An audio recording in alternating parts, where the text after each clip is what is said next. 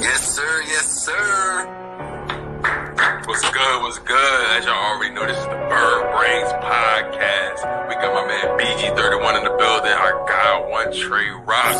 You know what I'm saying? And yours truly, Tone the Shills II. Man, look, we appreciate y'all for locking in on this live stream. Make sure y'all smash that like button. Really helps the content grow. Really helps everything get everywhere. It helps everyone see everything.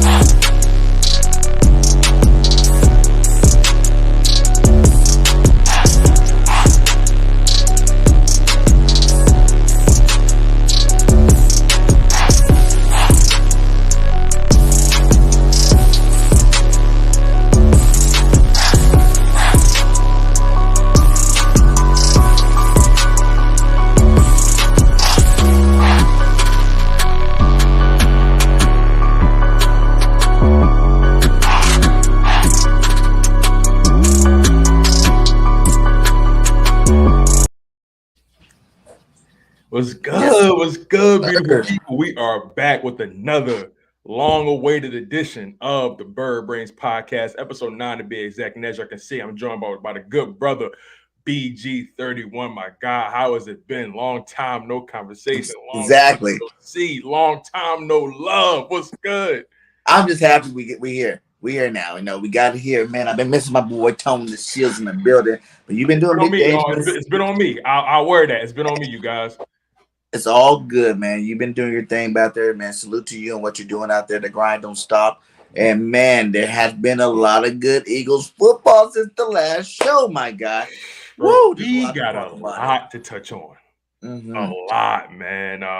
But first and foremost, we're live on multiple channels. We're live on the BGN Network channel. We're live on BIRDGANG 31's channel. We're also live on the Chalk It Up Sports channel as well. So make sure you guys smash. And One Trey Rock, he will be with us a little bit later. One Trey Rock, also my man, is live as well. He will be with us in about a good 15, 20 minutes. Make sure you guys keep it locked on One Trey Rock's channel as well. We are growing slowly but surely. The work is being put in. And this is really exciting. This is an exciting time to be a Philadelphia Eagles fan. You know, ultimately, this might be one of the best times to be a Philadelphia Eagles fan, if you ask me. What's your thoughts? Man, I feel like it's one of the best times I've ever felt. Like, you know, you don't really keep track with it all the time, like how you felt at the end of a draft. You know, after the offseason started, you got your trades, you got your new people on there. You know, you feel like, okay, we did all right. You know what I'm saying? Let's see if we can put it together.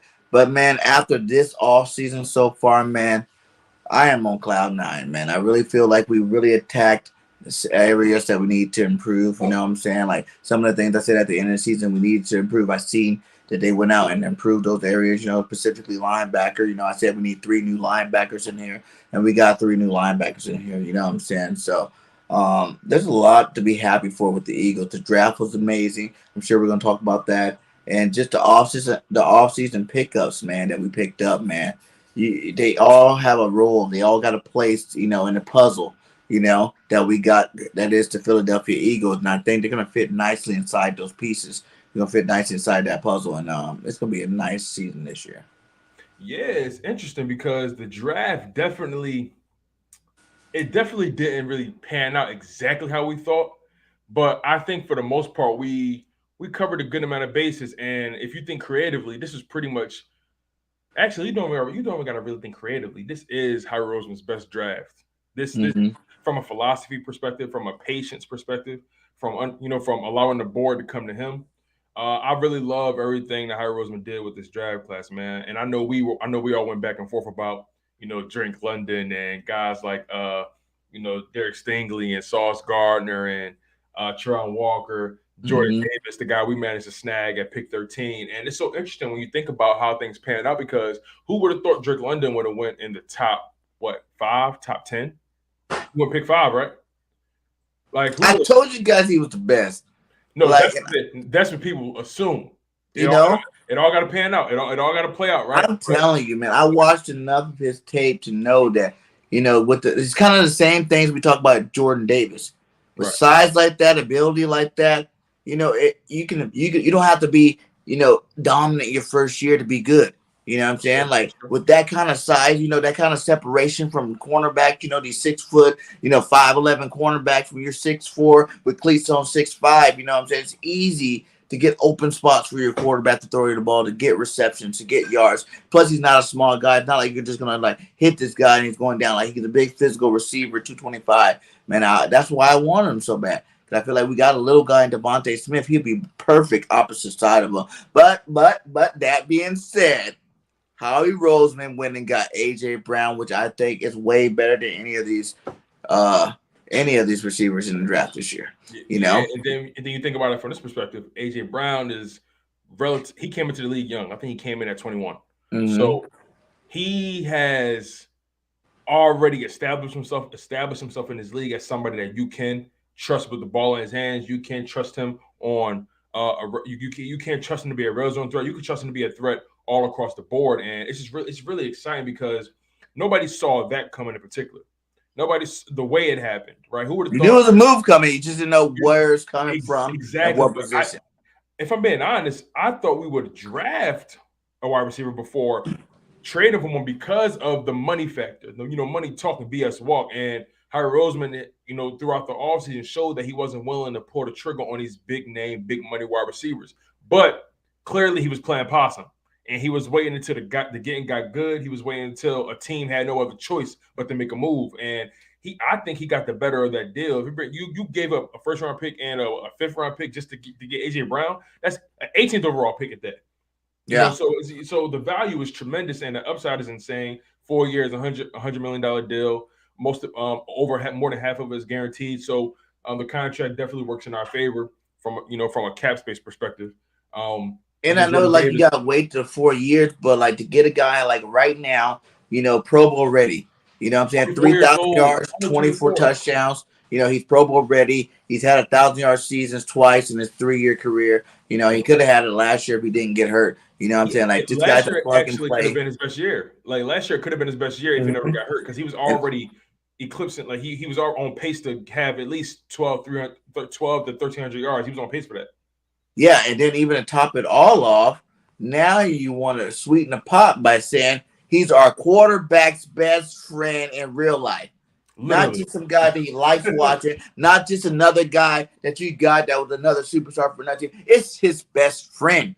You know what I'm saying? They do everything together, from family events to work out together, behind the scenes. Even when, there was no trade talk for the Eagles even to get them, they were already working out together. These guys are very close. I think that's going to make a dramatic, and I mean dramatic, difference in terms of bringing in a skilled player. You know what I'm saying? You could have drafted a Drake London. You could have drafted, even what's his name? Jameson Williams. And he's from Alabama, but since he's not from Alabama at the same time as, Jalen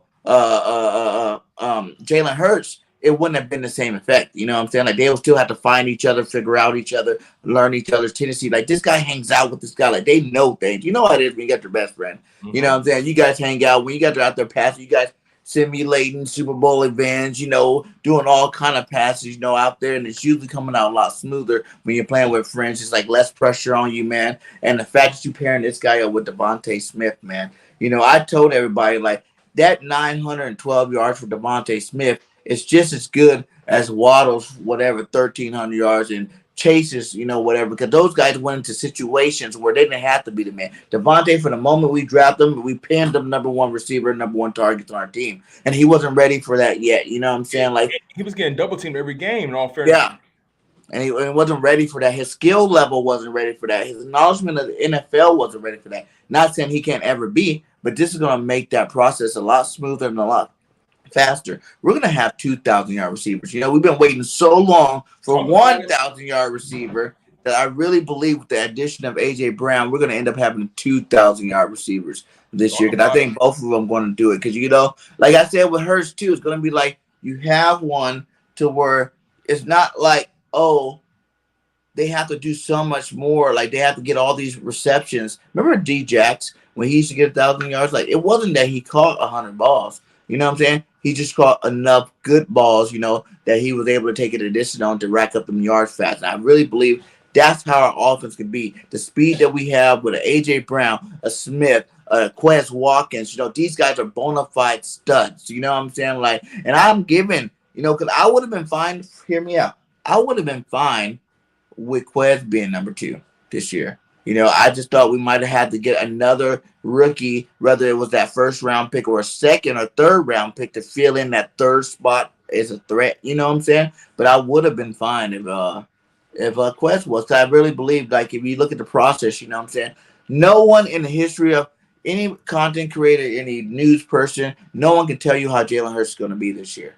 You know what I'm saying? Like, no one. Because no one's ever seen him in the same offense 2 years in a row. Like that alone is such a huge, like you hear these guys in their press conference talk about, now we're fine tuning things. Now we're making our little tweaks to things now that we already know the offense because we're going back into the year 2. And especially for quarterbacks, when you're trying to learn the offense and you're trying to read defenses at the same time, it's a lot harder than if you're, okay, I know my offense. Now let me just read the defense and adjust, make your adjustments. So I really think, with 3 new linebackers, I said that before. If we just got the 3 new linebackers, the Dean, the Reddick, and Kaiser White, because I do believe in that guy. He's on the trending up. That if we would have just got that and had our same team going to the same year again with the same coaches they have, that experience of going through from year 1 to year 2, I think we would have been good just by itself. But the fact that we added all these other players, man, the sky's the limit for the Eagles. It's funny because when we had a bunch of these mock drafts, I kept saying, I want Jordan Davis. That's the guy I want. I kept saying it, Remember they were giving us bad grades for it, too. And I remember you were one of the guys that was saying, listen, if you can get Nakobe Dean, get him. You got 3 first-round picks, try and get him. Yeah. The way this thing fell, the way it played out, man, you got to give Howie Roseman credit. Like, he's personally redeemed himself.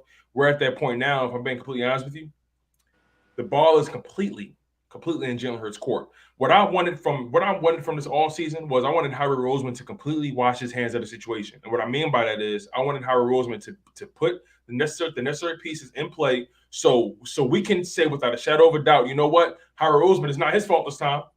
I wanted to go into this season being able to say I can't look Howie Roseman way at all.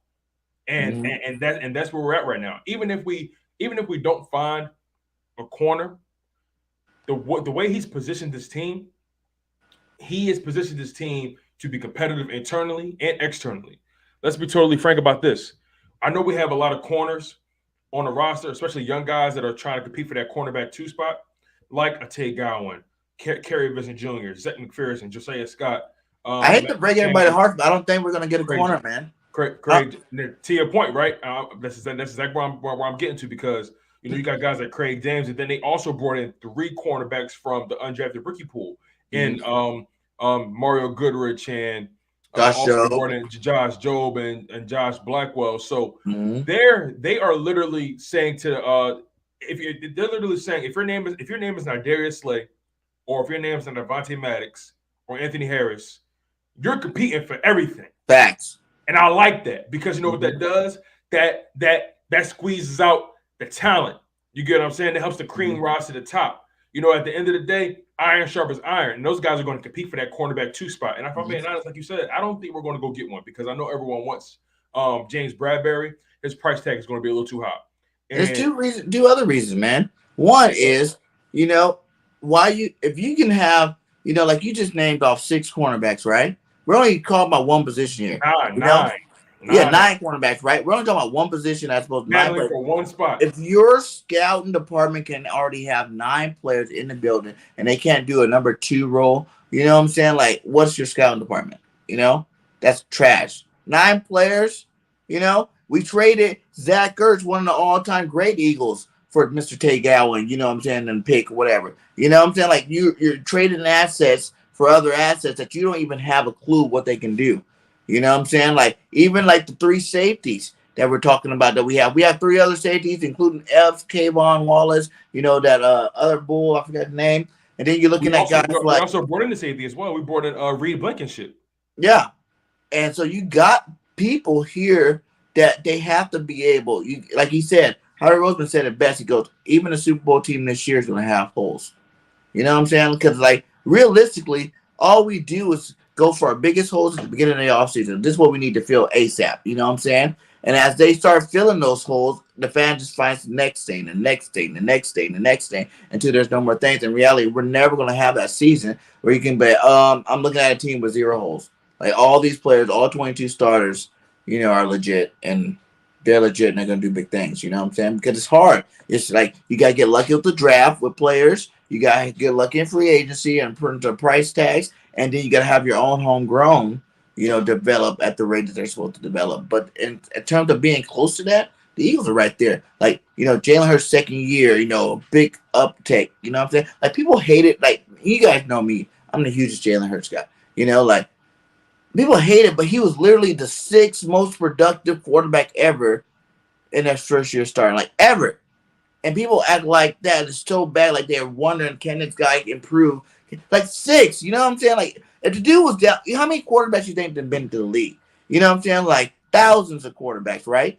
And this dude was 6th ever. The crazy thing is, though, and people still hate him. He is going to improve. Yeah. Like so, my problem comes in where people act like he won't improve. That's my issue. He's going to improve. Right. The question is, will it be enough? And he's in a situation now where it's not how you can't say Howard Roseman didn't put the pieces around him so he can succeed. He has the best offensive line in football, definitely the best offensive line in the division. Mm. He has a B-, B+ running back core. He has a A- wide receiver room.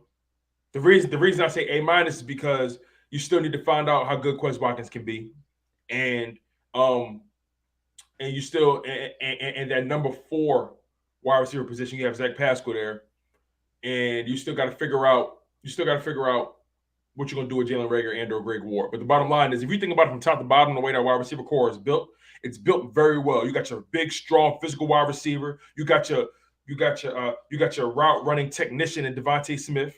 You have your speed demon guy that can take the top off the defense with Quez Watkins. Like I said, I already mentioned, you got the big body with AJ Brown, who comes from a run heavy style offense already. He is if you got any wide receiver in this offseason, AJ Brown would have been the dream, because he knows how to operate in a system like this. He knows how to operate in a run-heavy scheme. Not saying we're going to be run-heavy this year, but he knows how to maneuver in a scheme that ends up being run-heavy.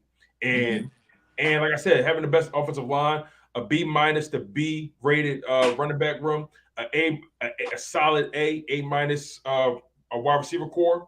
And you have a B+ A- tight end. You cannot say Jalen Hurts. No one can say, "Oh, damn, he doesn't." Who's he throwing the ball to? You know what I'm saying? No one can say that anymore.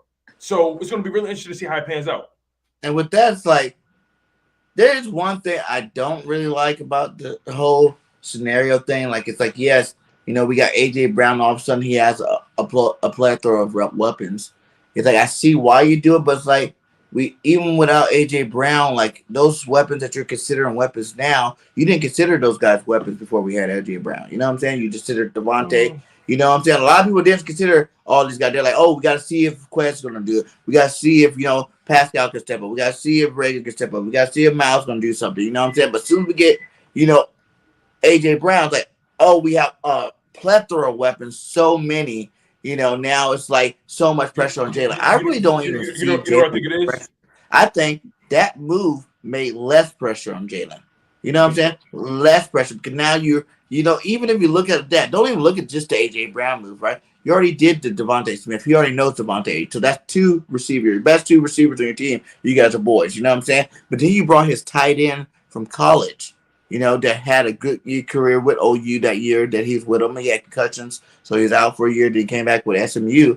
That tight end was him. Then you go out and you bring a little bit more familiarity. The running back you had, you know what I'm saying? Mr. Brooks from OU. Guess what? We brought him into our backfield, which I think was another steal, getting him under, not being drafted. He reminds me of a poor man's Miles Sanders, for real, for real. When you watch his tape, they're the same number, but it's like the same kind of style play I see in a guy like Miles Sanders. Plus, he's a bigger type back, to the point where he's not no big super monster, but he can definitely pound those 2 and 3 yard runs, So putting him all together with all these familiar faces, all these familiar pieces, you know what I'm saying? When you build on the other side, you're doing it familiar wise.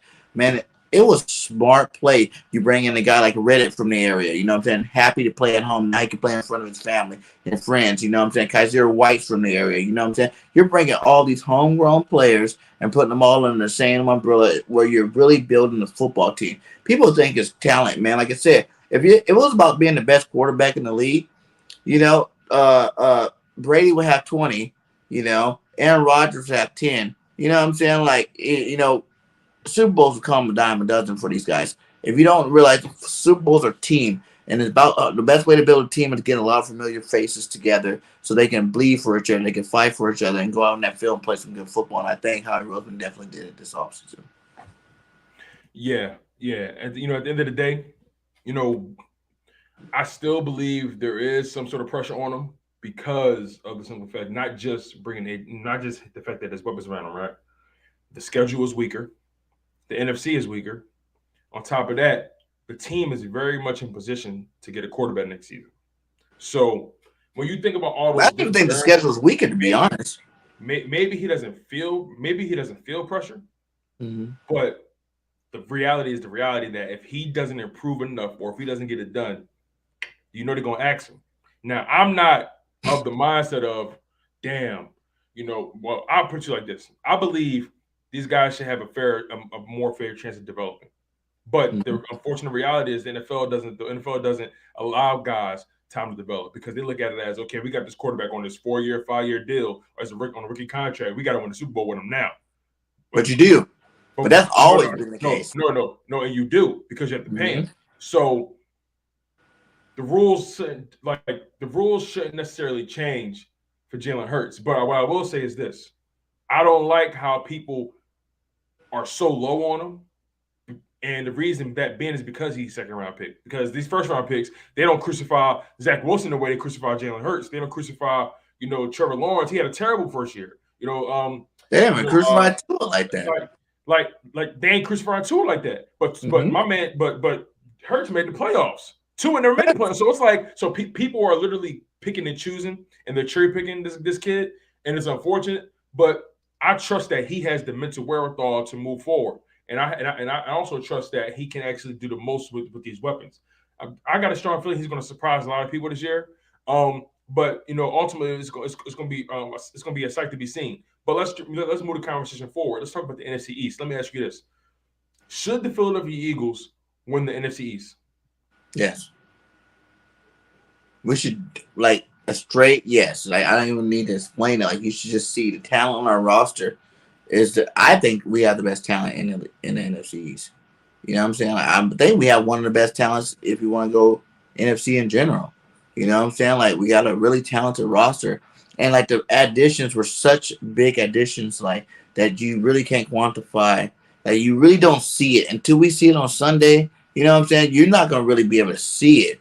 It's good to look at names, but when you see the actual players they put there in those situations, man, like I said, sky's the limit for the Eagles. Really, I hate to be that guy, but you remember what happened Dougie P first year? What we do, win 7 games, and then the next year Super Bowl. It's that type of bounce back. I feel with the Eagles this year in terms of the roster. I definitely feel like we're ahead of schedule. And when you put it into perspective, I firmly believe the Eagles should be able to contend for the division crown, especially.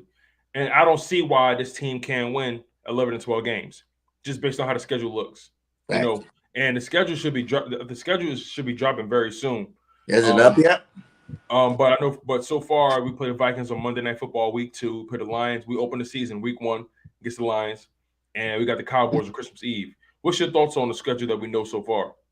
From what I know, I feel like you said, I feel like the name sounds easier, But some of these teams actually did get better. Like, you hear the Lions week 1, you're like, easy win. But I think we're going to win that game, of course, but I don't think it's going to be some blowout, because they actually got better this offseason, too. You know what I'm saying? Some of these, the Jags, with Dougie P and the players that they brought in over there, that's where, if it was the same team from last year, you'd be like, okay, that's an easy win. You know what I'm saying? But with the development of those players plus the players they added over there in Jacksonville, that's not going to be just a, okay, here it is, dink and dunk win either. So I think that he's going to have to earn it this year, And for sure. I agree. But I think he will. You know what I'm saying? I think Jalen Hurts will do it. I'm 100% behind him. Like I said, like you can't quantify like that whole aspect of no one could say that, they know for sure what they're going to get out of Jalen Hurts. You gotta stop with what you've seen from last year. And even if you want to go back to last year, the mistakes he did make, like I said, he's 6. Do the research, guys. Like he's 6 overall. He was 6th most productive quarterback in his first year ever in quarterbacking. If he was 1,000 plays, if he was 500 plays, like I understand your doubt and your, what I'm saying. You watch him make electrifying plays last year. You watch him be like, for as soon as you turn on ESPN, you've seen Jalen Hurts plays. You've seen this from this man last year in his first year starting when you knew he was struggling, and think what that's going to look out the next year with better weapons and more experience. And they're better not because so much of who we got, but just the fact that they're all going back into the second year in the same system. That's going to automatically make every player that's out there on that field better, No, you're right. You're right. And the thing is, Hurts has such an amazing opportunity in front of him. Like if Hurts gets this thing right, this team can really be dangerous. Because, a lot of people like to compare Jalen Hurts to Lamar Jackson. I don't do that. He's not even close to the same guy. Right. No, he doesn't remind me of him. He doesn't even remind me. Like, if you had to compare him to anybody, I honestly feel like he's in his own category because I know he's an electric runner, but he's not as fast as Kyler Murray, but he's shifty and he has this. I don't know. He's a smarter runner too. Exactly. There's something about this young brother that makes me feel good. Like, and I'm not going to deny it. And I've been hard on Jalen Hurts throughout the offseason. And that's because I have high expectations. And that's also because I know what the league's expectations are of him, what this team expectations are. And I know what the situation is. We can't ignore what the situation is. That's why I've been so hard on him. And it's because I want him to win. And if Jalen Hurts can secure this franchise job, and look, money talking BS walk. So it's going to be real interesting to see how these contract talks start and how they pan out. Because if Jalen Hurts finds a way to listen, this may be wishful thinking, but if he make it to a conference championship this year, you gotta ask yourself, damn, like is this guy really it? But even beyond the record, right, and progressing in the playoffs, what I need to see from him is progression in his technique, progression in him as a thrower. We know what he's gonna do as a runner. We know that's never gonna leave him, except when age kicks in. But that's a foregone conclusion. The bottom line is, if he can show us those improvements as a passer, because sometimes you get into the playoffs and the team is just better. You do everything you can, but the team is just better, right? But I don't want a playoff win or loss to truly define where we see him. I want it to be one of those situations where you clearly see the talent, you clearly see the development, the growth, you clearly see the upside in this kid. You see how far he can take you. You see how the team galvanizes. You see how the team plays when he puts them in position. You've seen him in third and long situations. You see him complete game-winning drives. You see him complete 7, 8, 9 passes in a row to win a game. Like, you see what I'm saying? You want to see him in those various situations. And even in some losses, you've seen him make the throws to win in games in some of those losses too. You know what I'm saying? Like, where it's like there's a couple games defensive-wise, Jalen did his part on offense, passing with his arm to score those late game touchdowns, and the defense gave up on us. You know what I'm saying? There was a New York game where Jalen threw 4 touchdowns that game. At the end of the game, 4 that were dropped. So, in reality, he did his part. You know what I'm saying? That's why I said, like, winning is more of a team thing than a quarterback thing. I hate when they put on, Jalen hasn't beat the Cowboys or something like that. The Eagles haven't beat the Cowboys. Yeah, I was about to say the Eagles haven't. it's not a Jalen thing. Like, and that's what I think fans get confused. Yes, it's the most important part of the field, but all those losses didn't come from Jalen Hurts. You know what I'm saying? Like, there's some nice game. Hell, the Chiefs game, Jalen balled out. He threw over 400 yards. Yeah. You know what I'm saying? Like, he could throw the football. Like, people act like he wasn't a Heisman finalist. You know what I'm saying? He had they want to go back to the benching in Alabama, but you act like he didn't come back to a better school than not better school, but they played better that year. Burrow got benched in Ohio State, and then he went to LSU. So the being benched somewhere doesn't mean anything. Yeah, to me. And then he balled out. He had over 4,000 yards plus. He freaking ran for over 1,000 yards and had 60 touchdowns. Like, you can't quantify that with nothing, man. Like, that's baller stats. You're a good football player, period. And I really think people are really undercutting what his ceiling is. Like, I feel like if he does do these things that we want him to do this year and come back and be that player that we want him to be this year, that's like MVP status. Like, that's like you can't even say that there's a quarterback in the league that he's on. Like you said, he's his own person. You won't be comparing him to nobody. It's gonna be that's just Jalen Hurts, and that's what he does from here on out. Agreed. It's really interesting because I love when people doubt what Philadelphia can do. I really love living in that area. I love living in that space of hate and doubt and guys, thinking less of you, because I love shocking motherfuckers. You know what I'm saying? I love shock. I love sending a shock to your system, and this is a rare opportunity, and a lot of pressures on this coaching staff as well. You mentioned the fact that Jalen Hurts, he was productive for the most part on offense. It's funny you say that because the Philadelphia Eagles, they were generally a productive team offensively. Let me put it into perspective. The Philadelphia Eagles were ranked 12th in the league in scoring. They were averaging 26 points per game. That's the upper half of the league, right? And sure, they could have improved their offensive efficiency. We had a hard time sustaining drives, but we still found ways to put points on the board. We had we ran the ball, and we had various ways of scoring, but we need to improve our offensive efficiency. But here's the thing: like I said, putting up the points to win wasn't necessarily the issue. If you're averaging about 26 points per game, that's enough to win 9 to 10 games a year. Mm-hmm. If your team is averaging 26 points per game, that's enough to win games. Now, the issue, like you said, was the defense. The defense couldn't stop a nosebleed. The defense couldn't keep anybody in check. Think about this, bro. The defense was the main issue in 2021. And in 2021, we allowed 9 quarterbacks to complete over 73% of their passes.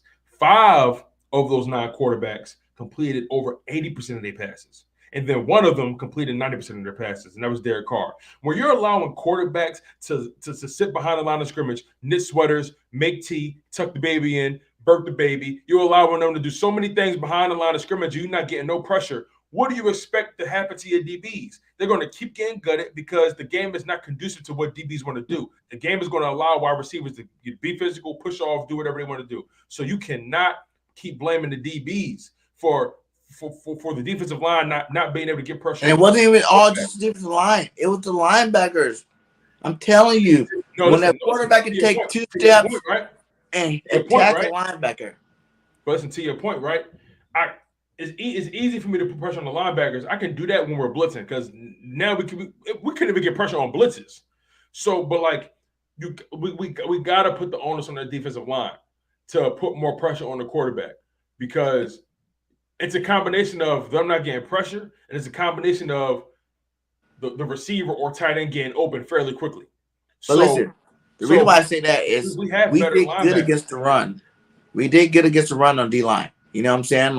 And it wasn't the fact that we had good pressures. It got better as season went. And we had good pressures at the point of when you were you remember the Tom Brady game against he literally attacked Singleton because he knew our linebackers suck. Linebackers is that the main cog of your defense. You know what I'm saying? That's your captains. They the one that need to make sure that they're passing off to the back end and covering up for the front end at the They're same bridge. time. And we They're didn't bridge. have linebackers like that. That's why we got super hyped when we finally started playing TJ Edwards and he actually did anything. You know what I'm saying? That made us go, whoa, we got a good linebacker. We know TJ Edwards and not, Taylor as well. When Davion Taylor, you know, and Davion when he was healthy, because Davion couldn't stay healthy, that was his biggest problem. You know, like Kaiser White's legit. You know what I'm saying? Like he played on defense, he had over 150 some tackles, not some old guy that's just trying to like, you know, come in and be a journeyman. Like he actually is progressing every single year he's been in the league. You know what I'm saying? With a nice defense over there in San Diego.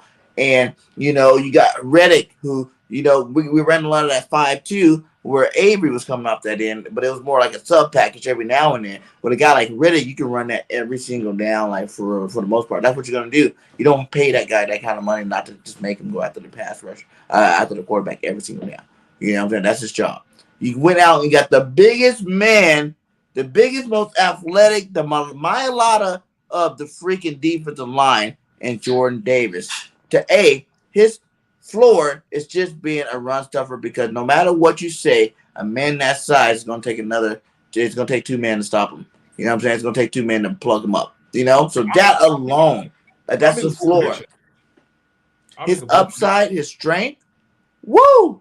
If this boy gets started, like, he can be the best defensive lineman ever to play football with his size and athleticism. Like, no one looks at that. Like, that's huge. Prediction, bro. A bold prediction. I think the Philadelphia Eagles are going to have a top 5 defense this year. I'm making a bold prediction. I believe that because of the defensive line, because of the improvements at linebacker. Like we didn't just go get no scrubs. Like we brought in Nakobe Dean, Kaiser White, Hassan Reddick, who's that blend of linebacker and edge rusher. On top of that, I'll be honest with you, we drafted this kid named Karan Johnson. I love him, bro. He is an athletic freak. Ran a 4.4. Like I'm telling you, Karan Johnson, he's somebody that he played linebacker, but he was more productive as an edge rusher in college.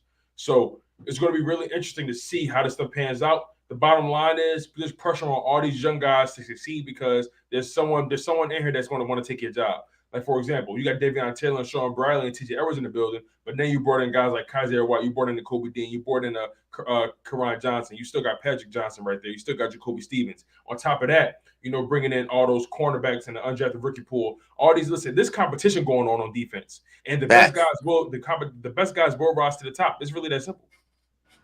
And then the guys behind them aren't that bad either. Like, look at our defensive line. You can name any 8 combinations you want to do it if you want to do. You know what I'm saying? Like, any 8 combinations. Like, I know people don't like the Barnett pick, but Barnett's not a bad football player. He's aggressive. He's stupid. Sometimes. I like him more in the situation we have now. Yeah, because of the new dynamic of our team, he works. But if he was again our end all be all, that wouldn't work for me. Yeah, you still got the Sweat. You got the BG coming back. You know, these guys don't have to come back and be the guy, you know, in the rotation that we have. You know, you still got Milton Williams, Fletcher Cox, Hargraves. You know what I'm saying? Like, this defensive line's about to be devastating.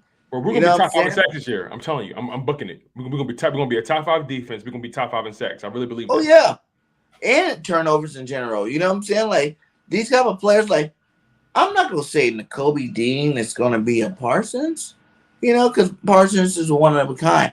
But I will say this dude was the linebacker of the year, on the best defense, one of the best defensive in history. And you're like, well, he had a lot of good players. What do you think he has in front of him now? For one, he got his main good player, Jordan Davis, in front of him. Then you got Fletcher Cox, Hargraves, Sweat, BG. You don't think he's going to be able to play the same freestyle football that he's been playing? And even better, because these guys are legit Pro Bowl freaking caliber players. Bro, watching Nakobe Dean become the leader of this defense.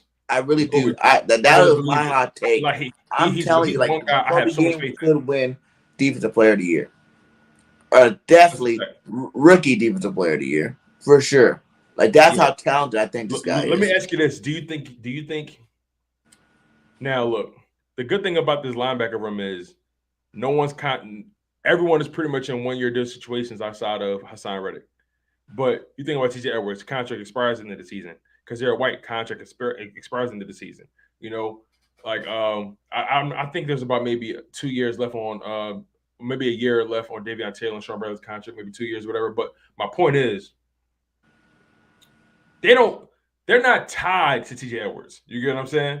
They're not tied to Kaiser White. They're not tied to these guys like Sean Bradley and Jacob. They're not tied to them. Nakobe Dean has a legit chance to become a starter. Maybe not by week 1, but maybe by week 2, week 3, week 4. I think he's starting week 1. Like, he can be a starter. I don't see why he won't, though. You know what I'm saying? I don't see why he can't. Because you look at those 3 additions.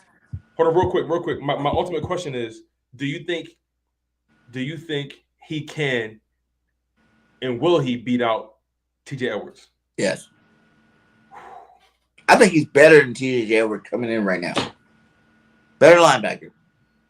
Right off the jump. And see, those other guys, he's not going against those guys. They're a different type of linebackers. You know what I'm saying? We get these little outside linebackers all the time. But we needed a middle linebacker, and that's what he is. He's the general of your defense. He's the guy that makes everything run. That the Georgia defense led through Nakobe Dean. They all tell you he was the best defensive player on their team. You know what I'm saying? Like, hands down, the tape shows it, the leadership shows it. Hands down the best. That's why he became the best linebacker in the league. I mean, in college football last year. You know, the guy's a superstar. You know what I'm saying? Like, the fact that he dropped to the 3rd round is wow. You know, because everybody, that's the benefit that we had. Everybody wanted him in the 1st round. Yeah, you know we did. Like, everybody wanted him in the 1st round. You know?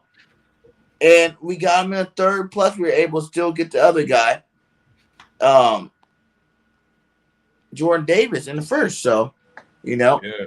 How do you feel about, the Cam,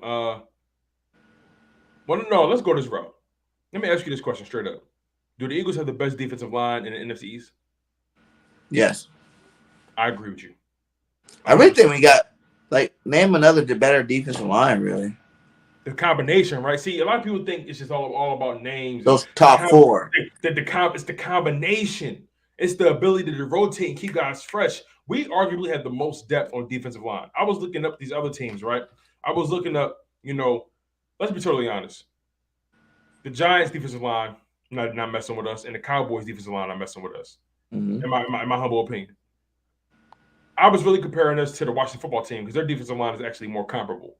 They don't even have as much depth as we have on the defensive line. They just don't. Outside of their top 4, and maybe the rookie they drafted and Fedarian Mathis, maybe the D tackle, but outside of their top 4 guys, they don't have the depth to run with us. I don't believe that. I believe our defensive line, we got the best D tackle combination in the damn division. That's bar none. Their name hype Washington. And last year, they showed you, that they ain't nothing. You know what I'm saying? We swept them. Dallas swept them. They didn't do nothing last year. And even the year before, Jalen, that last game that we lost to Washington, I feel like our backups were handling that defensive line that game. And if Jalen would have stayed in the game, I think we win that game. You know what I'm saying? So it's like I haven't been scared of them. Yes, they're all Alabama boys. Yes, they're, good players, but they're not, our line will make even some of the best defensive lines look stupid just because of size, the athleticism, the caliber players. A lot of size on that D line. They're huge giants. The perfect blend of size and athleticism. You got Hassan Reddick and Josh Sweat coming off the edge, bro. That's gonna be nasty. You still got BG and DB, Derek Barnett, bro. Then that rotation, Hargrave, Fletcher Cox, Jordan Davis, Milton Williams, bro. I think Milton Williams is that perfect hybrid of D and D tackle, bro. Yes. It's going to be so hard for offenses to really try to scheme and find guys because the offensive line, they love to point out the mic. You know what I'm saying? They love to point out where guys are. You got to worry about where everybody is now. We got so much speed, so much athleticism, so much power in that front 7. It's going to be crazy. Yeah. And that's what really makes your defense. You know what I'm saying? If that's front 7, that's why I say, you got to let the 2 positions that we got open left. Obviously, if Howie can make a move and upgrade it, I'm not going to be against it. But in reality, if he doesn't make a move, he even said it too, some of the times, it took to, the season to get started before he was able to fix some holes. You know what I'm saying? It takes a second to actually find the right person in the right situation to fix it. Man, we can go into the season with this team right now. You know what I'm saying? I'll obviously get the training camp and whatnot, but this team right now is solid. You know what I'm saying? Compete solid. We're, championship competing team. You know what I'm saying? We're not just some, Train wreck. What up, Trey? It's good, man. I apologize for being late, man. No, you good, bro. Family calls, duty calls. I ain't mad at you, player. I ain't mad. I ain't mad at you at all, man. It's crazy because like I was just telling BG, I gotta bounce in about 15, 20 minutes. But like, I want y'all to definitely keep the energy going. Like this thing gotta, bro, long time no see, bro. Good to see you, bro. Glad to see you looking good, looking healthy, bro. Good to see you, bro. Life happening real fast, you know what I'm saying? But we here now. I gotta get your thoughts real quick though. Because we ain't spoke since well before the draft. Right. All the mock drafts out the window now. Now we got the real McCoy is on paper now. You feel what I'm saying? So real quick, what was your thoughts overall about draft of all 3 days of the draft, the decisions, the philosophy, Howie Roseman, the way he navigated the board, what we was able to bring in, and what we had to give up. Just what's your overall thoughts on how that draft panned out, bro? Because I'm over the moon about everything. I'll be honest. I was telling BG before you got on, we could be a top 5 defense in this NFL right now, the way we built. You know what I'm saying? This offense could be top 10. The more and more I looked at, I watched, because at first I really wasn't like too impressed. Yeah, like BG know that. I mean, I feel like we kind of reached for Jordan Davis. I feel like we gave a lot to get AJ Brown, but I mean it was more of a just first reaction type thing. But now that I look at it and see how these players fit into our defense, I love it. I love it now, man. It had to grow on me a little bit. I mean, us getting to Kobe Dean in the 3rd round when he was supposed to be a 1st round prospect, that's a great pickup right there, man. Bro, how we could have heist.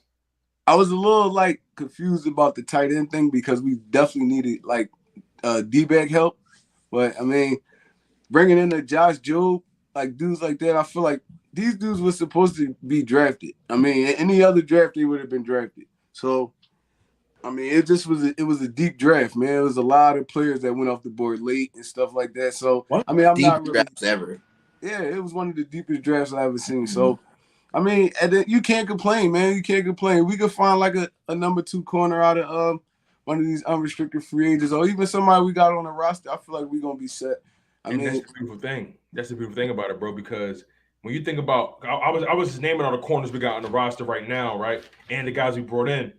You think about, we had 6 guys that really didn't get no time. We got Tay Gowan, Kerry Vincent Jr., Zach McPherson, Josiah Scott, Mac McCain, Craig James, and then you bring in 3 more guys: Josh Jobe, what's the other kid named Josh Blackwell, Mario Goodrich. That's literally 3, 6. That's 9 guys competing for CB2. I like that. Yeah, I like that because the cream is gonna rise to the top. You know what I'm saying? What's your thoughts on the overall cornerback competition? Because we also brought in another safety as well. My man's name is Blackwell. No, I'm sorry, I lied. Blankenship, Reed Blankenship. He's going to compete with Kavon Wallace and Marcus Epps to start beside Anthony Harris. So overall, what's your thoughts on the competition that now exists in the DB room?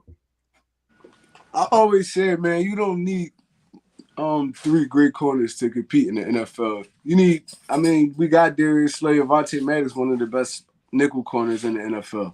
You just need a guy that can hold fort over there, man. He don't have to be the best because he's going to get tested just because of Darius Slay and Avonte Maddox. So he's just going to have to hold fort. He's going to have to hold up. And I feel like with the pass rush that we brought in, I feel like it'll be a little bit easier on one of those guys. Like a Zach McPherson or Tay Gowan or any one of those dudes that end up winning that position, because at this point you can't just be not open-minded about it. Like even the unrestricted free agents you brought in, they gotta compete for this number 2 corner because we don't have a guy, a solid guy there, a solid number 2 option. So I mean that position just open right now. It's open. So if any of these dudes can step up, I feel like they're going to get tested. They're going to be battle testing, and I feel like they're going to have to step up to the plate, man. It ain't no ifs, ands, or buts about it. But the pass rush and having that experience back there with Anthony Harris, Vontae Maddox, Darius Slay, it's going to help this guy out. I mean, it's going to help him out a whole lot. So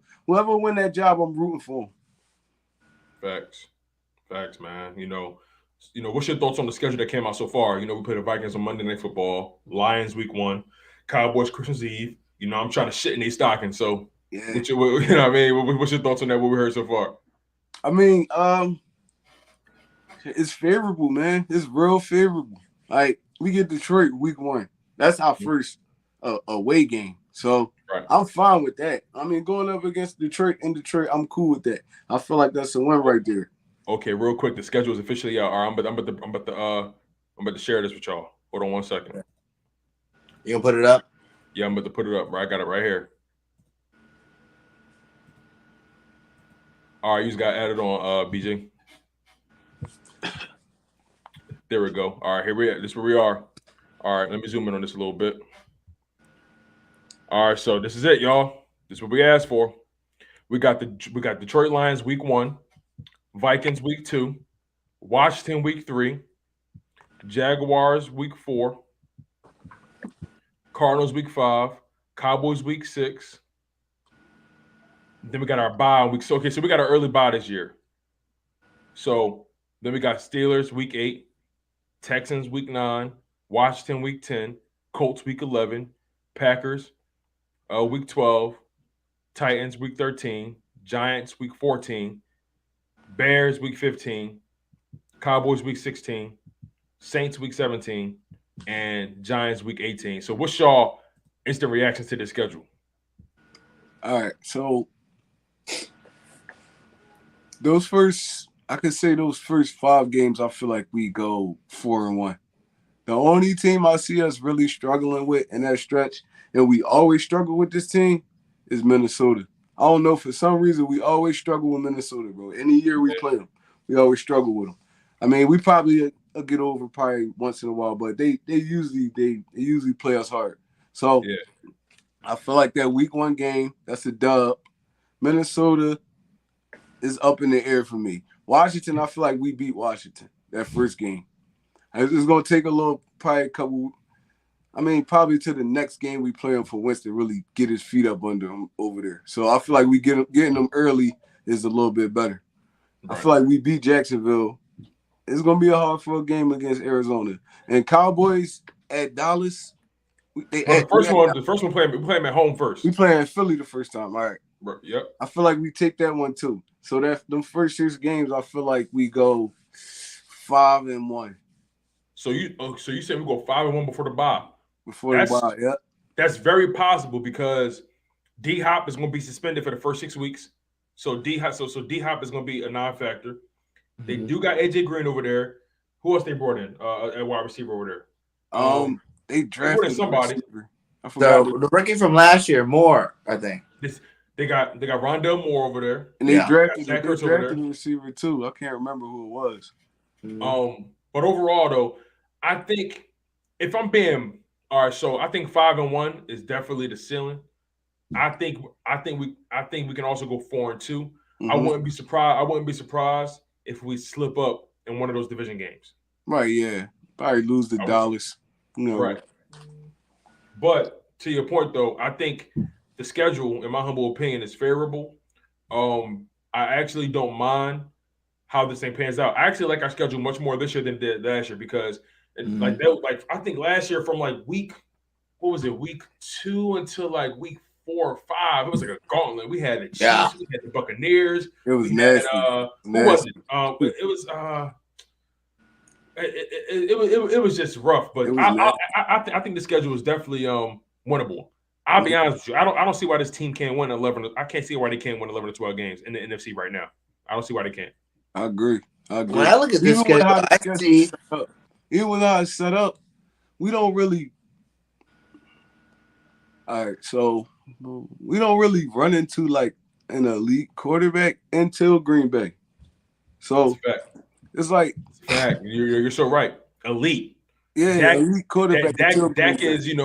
Dak is borderline top 10, but he's not elite. But to your point, the only elite quarterback on our schedule is great. That's the only elite quarterback we played. Yeah, and then if I had to rank them, I would say Aaron Rodgers, and then I'm putting. I'll be honest with you, y'all might laugh at this, but I'm putting Aaron Rodgers, then I'm putting Matt Ryan. You know what I was about to say Ryan Tannehill. I ain't even gonna lie.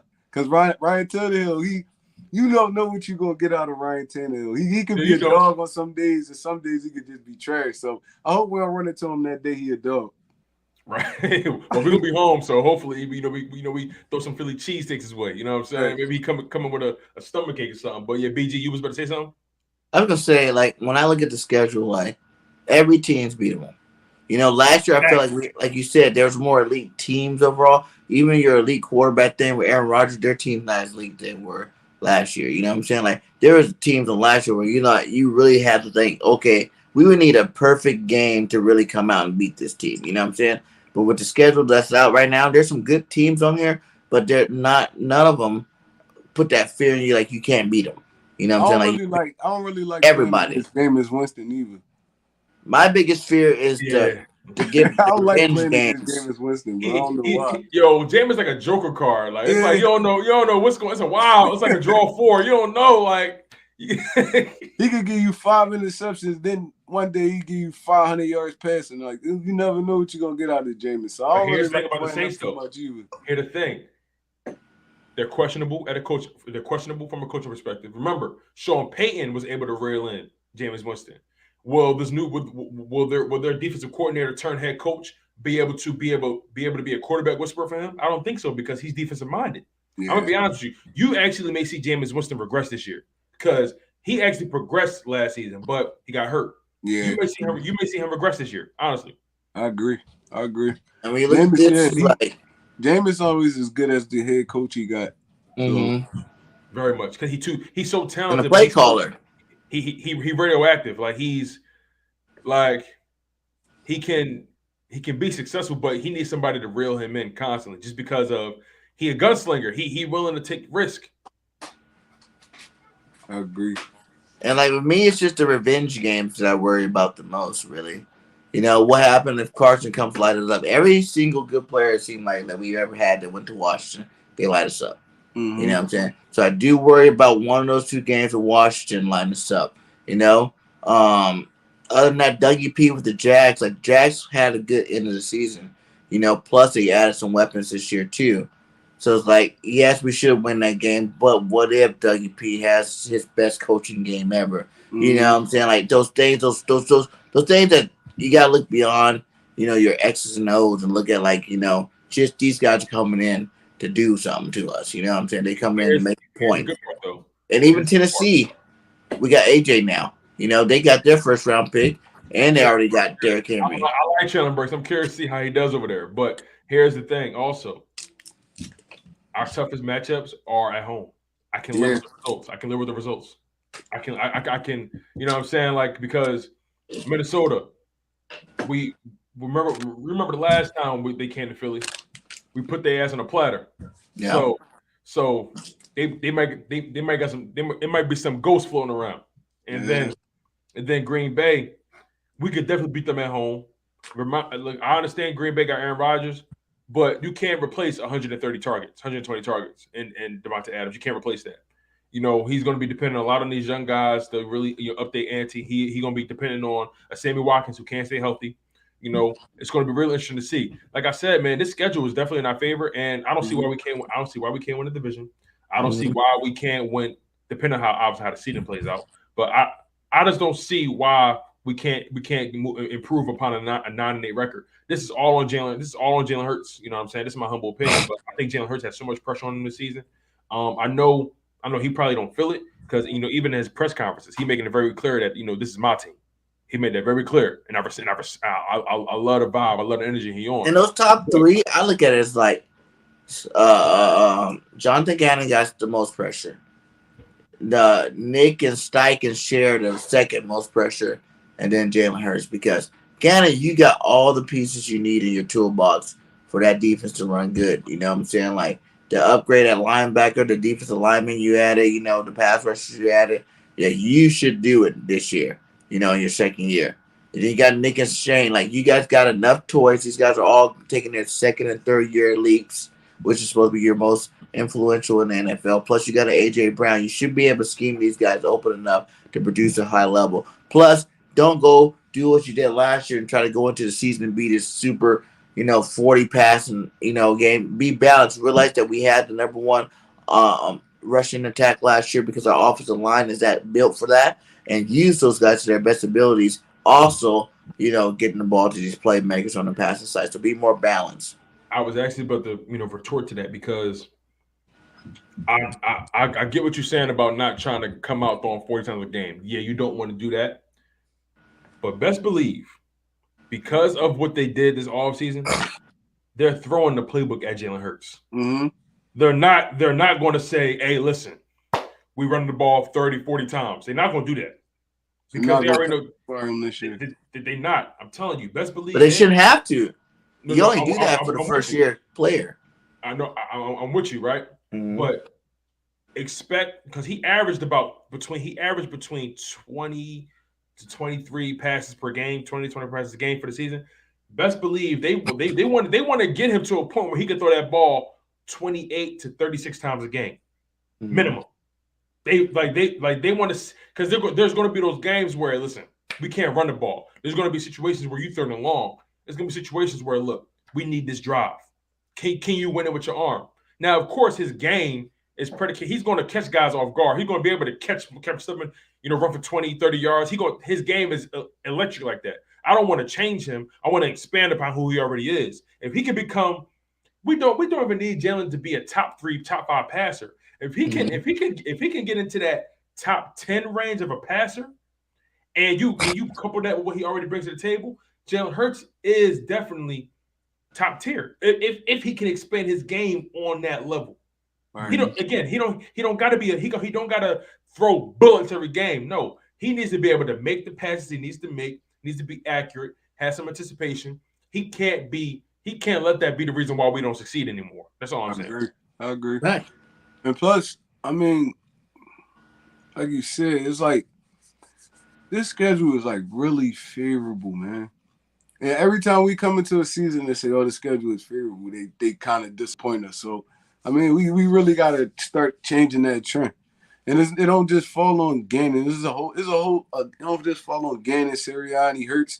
It's a whole team thing. Like, yeah, I mean, Tracy Rocker, Nick Rallis, Aaron Moorhead. What's the DB coach name? Was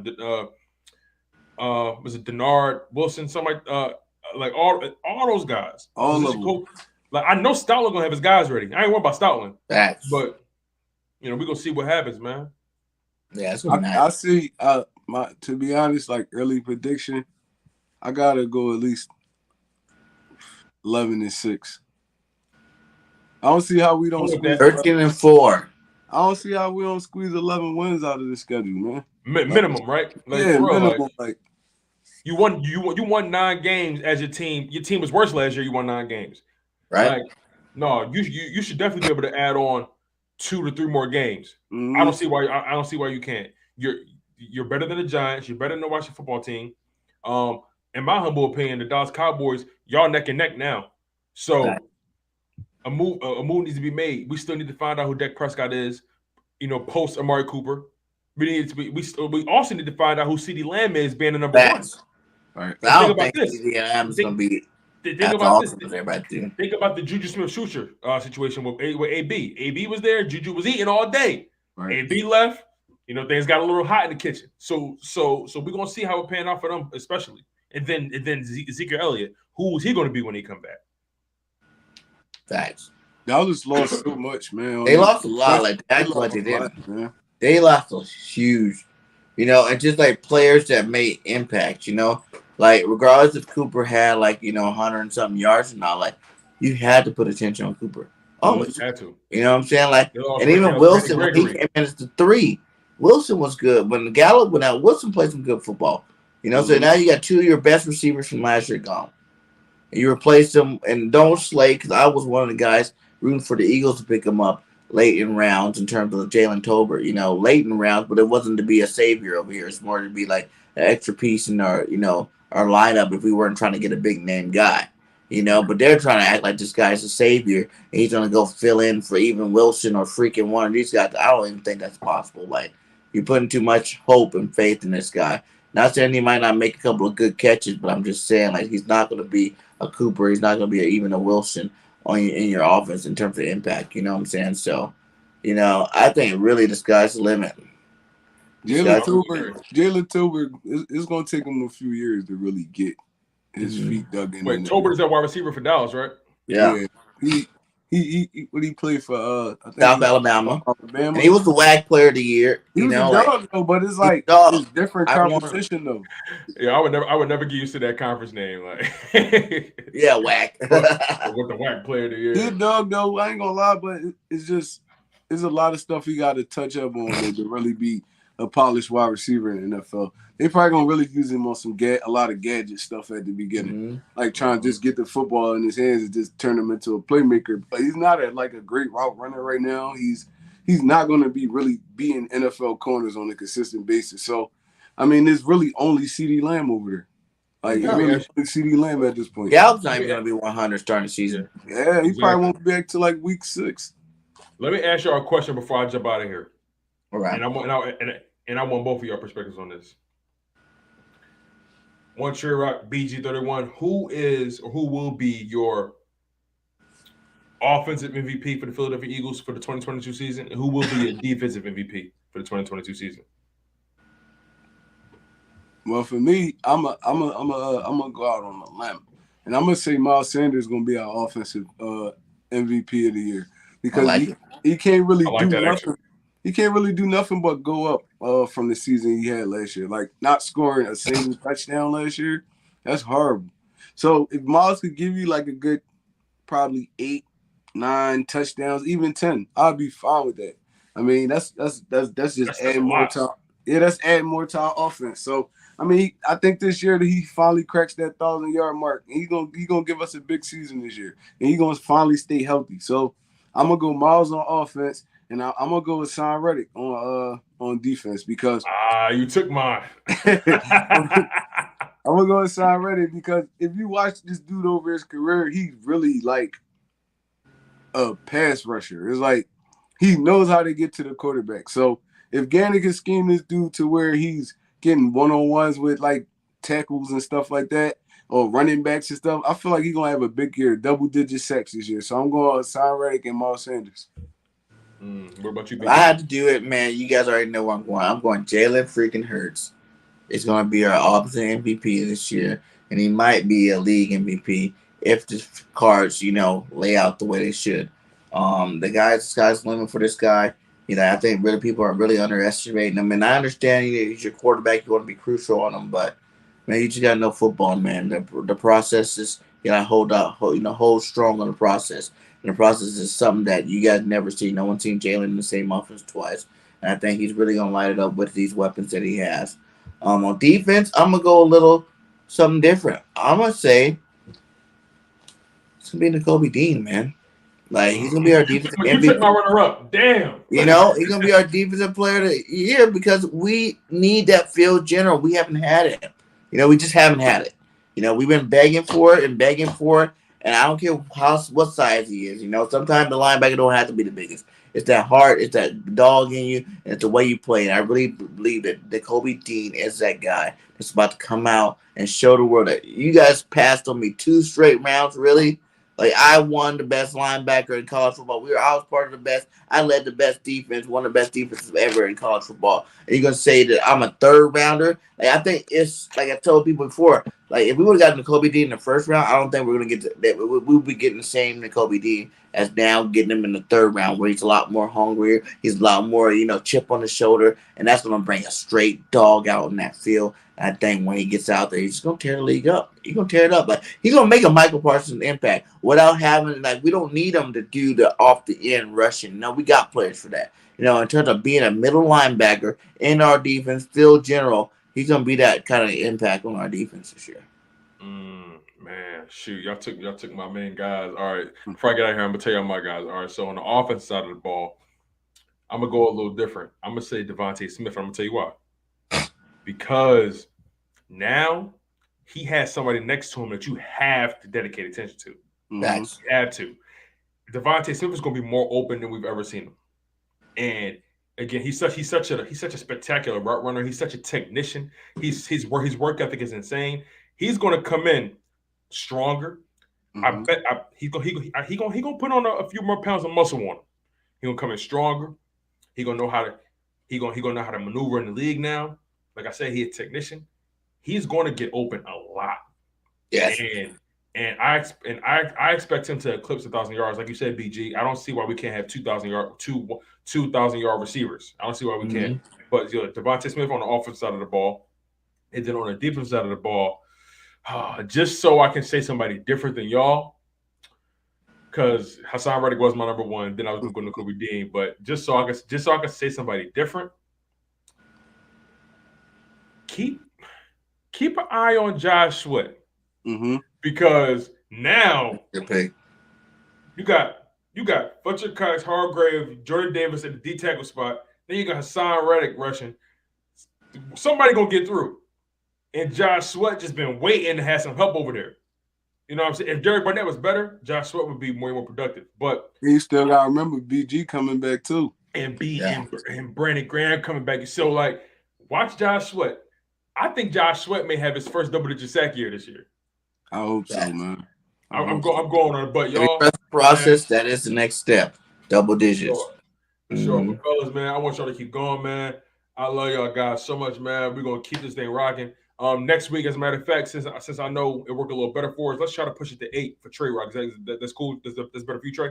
Yeah. I appreciate it, man. All right, no, for sure. So yeah, let's do 8 o'clock next week. Let's just try to keep that consistency. 8 o'clock next week, man. Fellas, I want y'all to keep going. I appreciate y'all to beat the people. I appreciate y'all for being patient with me. I was MIA for the past couple weeks. I had a lot going on with family and traveling, and I just had a lot going on. But man, I'm back in full effect, and the energy is never gonna leave. So, fellas, y'all keep up the energy. I love y'all, man, and I'll see y'all next week, man. And you know what I always gotta say before I get out of here, man. Yeah, you do. Yes, it. Tone DeShields II from Chalk It Up Sports, where no matter if we win or if we lose, we just got charges to the game. One love. Stay humble, stay healthy, and most importantly, stay hungry. And I catch y'all fellas later. Yes, sir. Go Sixers. Go Sixers. Man, I love it when he says that. Ain't no one said a damn another, damn another thing like that, man. I love it when Tony does that, man. Shout out to him, man. Make sure you guys go hit that like on his channel. Hit that like on all of our channels and support all your Eagle content creators. We're putting out that fire this year. We're growing, man. We're growing. We're all getting better. You know what I'm saying? Like, it's been a fun ride, man. It's been a fun ride. And our team is growing, and it seems like it's getting better, too. So, the sky's the limit, really, for Philadelphia, man. Like, I can go on and on about, like, how I praise the players that we got. Like, when you really break down and look at what, like you said, what they do in their scheme that they're having to go into, the A.J. Brown releasing all that pressure off of Miles, Quez, off of, like, Smitty, Goddard, you're releasing pressure with players like that. The Jordan Davises, you're releasing pressure, off these defensive players, the Kobe Deans. Like, these are players that are like releasing pressure on other players to perform at the level. We want them to play at a good level, but I'm saying like they don't have that pressure of having to be that guy anymore. I feel like so. It's gonna be nice. Yeah, I agree, bro. Listen, man, like I said. We're going to go as far as the coaches take us, the defensive coordinator, the head coach, whoever's calling the plays, these position coaches, we're going to go as far as they take us, man. If y'all can't get these dudes ready, and like I said, with the favorable schedule we have, if y'all can't get these dudes pumped up to play like week after week, week in, week out, then, you shouldn't be coaches in the NFL. So, with that being said, man, I'm pumped. I'm hyped, man. Schedule out. It's getting closer to football time, man. It's starting to get beautiful, BG. It's starting to get beautiful, man. It's looking nice, man. I'm ready for it. And Jinx, whenever you want to come on the show, my guy, you can come up here. Because you're supposed to be on our team. We shouldn't be battling you. You should be talking with our boy Jinx. Jinx, you don't want no smoke, Jinx. You always ducking wreck, man. You be ducking wreck, though. You stay in the comments. We had Birds Online. Did Jinx come on last time we had Birds Online? He didn't come on, did he? Mm-mm. Yeah, so he's talking all that smoke. He didn't come on the show.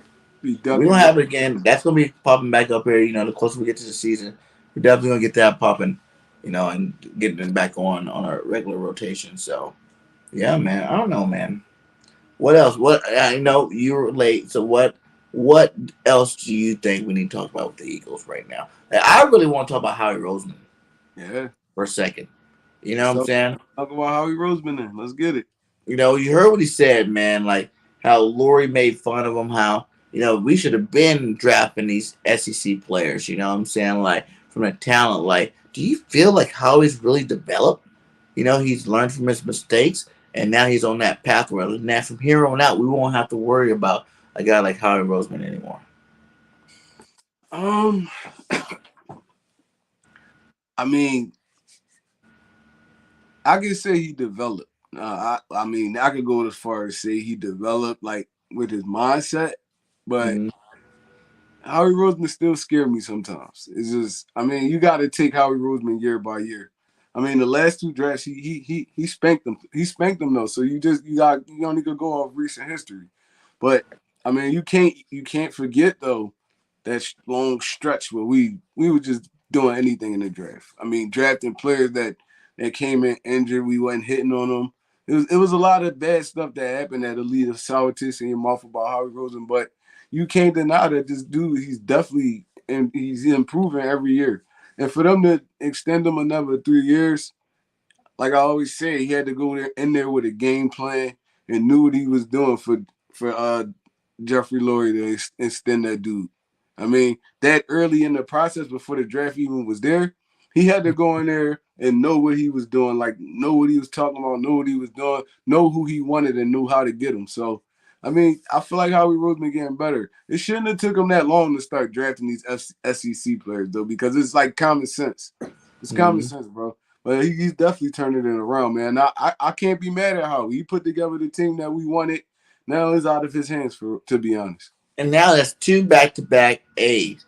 Whether you want to say A- last year, A+ this year, A+ both years, whatever you want to say, he had 2 A off seasons so far. And then you go 5 years back, you got a ring. First ever, Super Bowl ring for the Philadelphia Eagles. You know what I'm saying? So in a 5-year span, he's had 2 for sure good drafts and a Super Bowl championship. And then I want to say, what was it, the 18 draft class? We re-signed all those guys. So that's really 3 good draft classes. So you're really looking at in the last 5 years, the man's only had 1 bad. Yeah. 1 bad year. Yeah. Plus, what I was about to say, I forgot. Plus,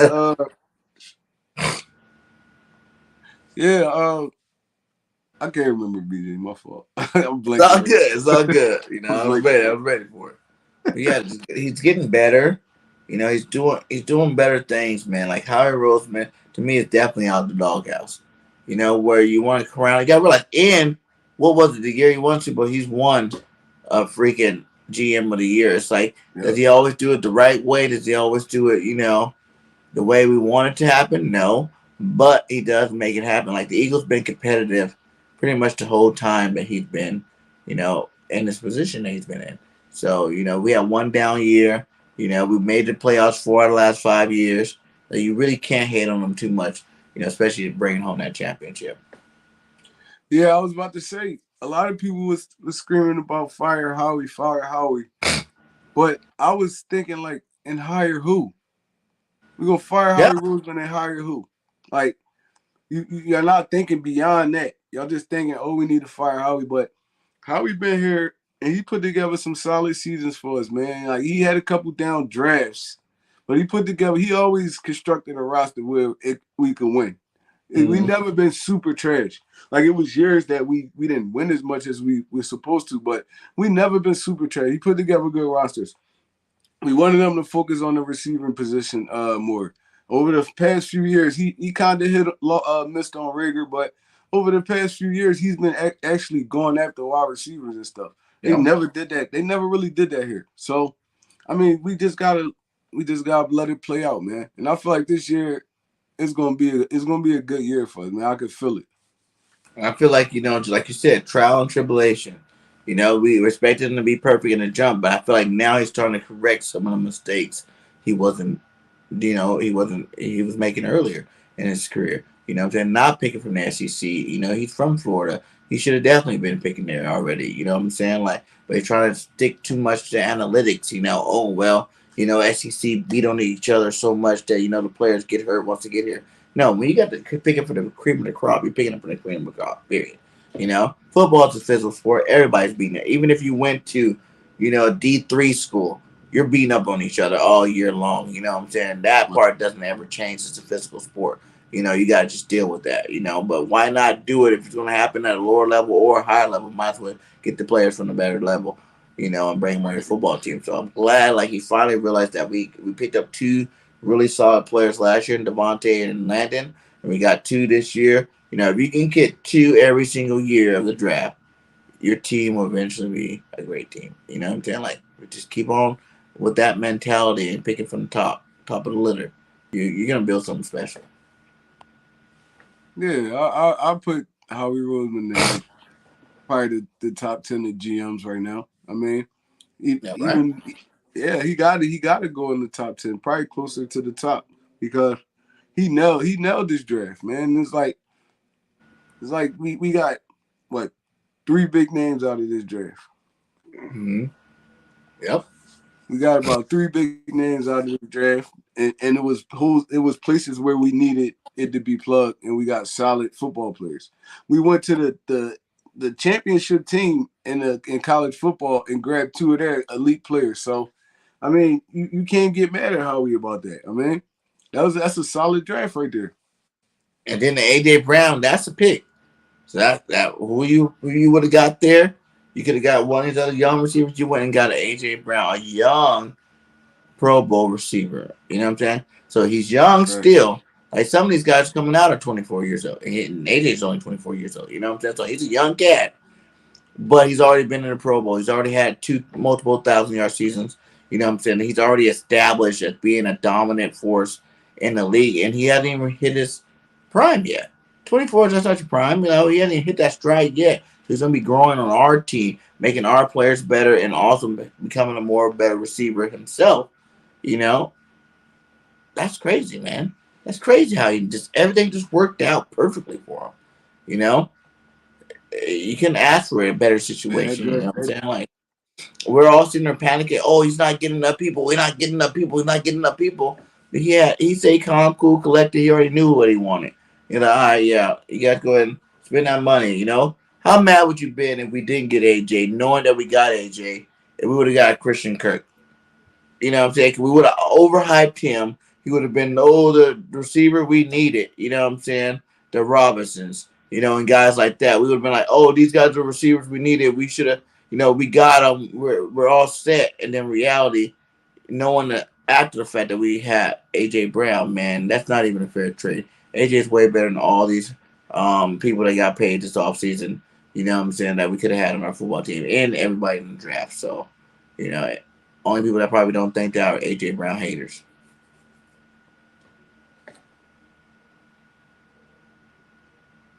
You there, Trey? So how does it have to pick that haven't even shown their ceilings yet? I got faith in Davion. Yeah, Davion Taylor's another beast. You know, Davion Taylor is definitely a beast. His problem is Davion's only problem is the health issue. We've seen Davion come in, play some good football, get hurt. Come in, play some good football, get hurt. Like, Davion has to stay in the game the whole time. You know what I'm saying? Davion has to put games together, consistent high play. You know, every year that he's in the NFL, obviously going to be a year he's getting better. So that's a plus for him. But I love Davion Taylor. You know, for him to be a rotational piece coming into this defense, yeah, I'm all for it. I think, you know, that's a good idea. He definitely should do it. Let's see, we got Trey back here. Yeah, I don't know what happened. I got froze out, my guy. You froze out. Yeah, like I said, Davion's good. Like you said, there's still more players left, you know, to find out about. You know what I'm saying? There's definitely still more players to find out about. Jinx says 15-2 in my opinion. Yeah, I like it. I like the Jinx. So he also caught video talking crazy to Lane Johnson, but not talking away from what he has done. But let hope he stays humble. Yeah, that's true too. You know, but I don't know, man. I'm ready for it to be September already. Do you think you're gonna go to any games this year? Yeah, man. I'm actually trying to go to that Dallas game. Yeah, I want to catch that Monday night Minnesota game. I'm not even gonna lie. They're my 2 ones I want to watch right now. I want to catch a game with Carson. I want to see when Carson come to Philly too. That atmosphere gonna be crazy, man. Either That's one gonna be one in Washington or in Philly. either one. I travel to Washington. Either one, whatever one cheaper. That's the one I'm going to. Right. Whatever Like, I one wouldn't cheaper. mind seeing the Detroit game just because the first game of the season, usually that's when the fireworks spark. I want to go to the Dallas game, Dallas Eagles, whether I'm driving to Philly or Dallas. I think they're close to being the same distance.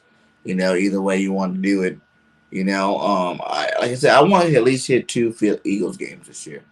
I wanted to go to one last year. I've never been to one. Like I said, I've been to Eagles games, but I've never been to one at home. So I really want to try to get a home game this year. If not, go to the one in Philly. Yeah, I want to get a home game this year, and it doesn't matter which game. Just one at home. Knock it off the bucket list. You know what I'm saying? Like, I want to actually be able to go to all the home games eventually one day. But for right now, if I can get a good home game in this year, maybe 2 of them, that'd be great. Yeah, Jinx said he going to the Green Bay. He said, the Green Bay game and the Cowboys game. Maybe we could catch one with Jinx. It don't matter. Do it. And that's what I want to do this year. That's why I want to go to these games, man. It's so awesome to find out who's going. We linking up, do a little podcast in front of it. You know what I'm saying? Just have fun with it. Talk to the fans, interview fans. Just be super eagled out, for the day and have some fun with your, fellow content creators, your fellow, people you meet on here and family members, nation to nation. Everybody just go out there and have some fun. Watch the Eagles beat up on somebody. That game. Which game scares you the most? Like in all those primetime games, which game do you think, man, I really am worried about this game? Because for me, it is that Christmas Eve game. Yeah. Against the Cowgirls. Because that can really mess up your Christmas.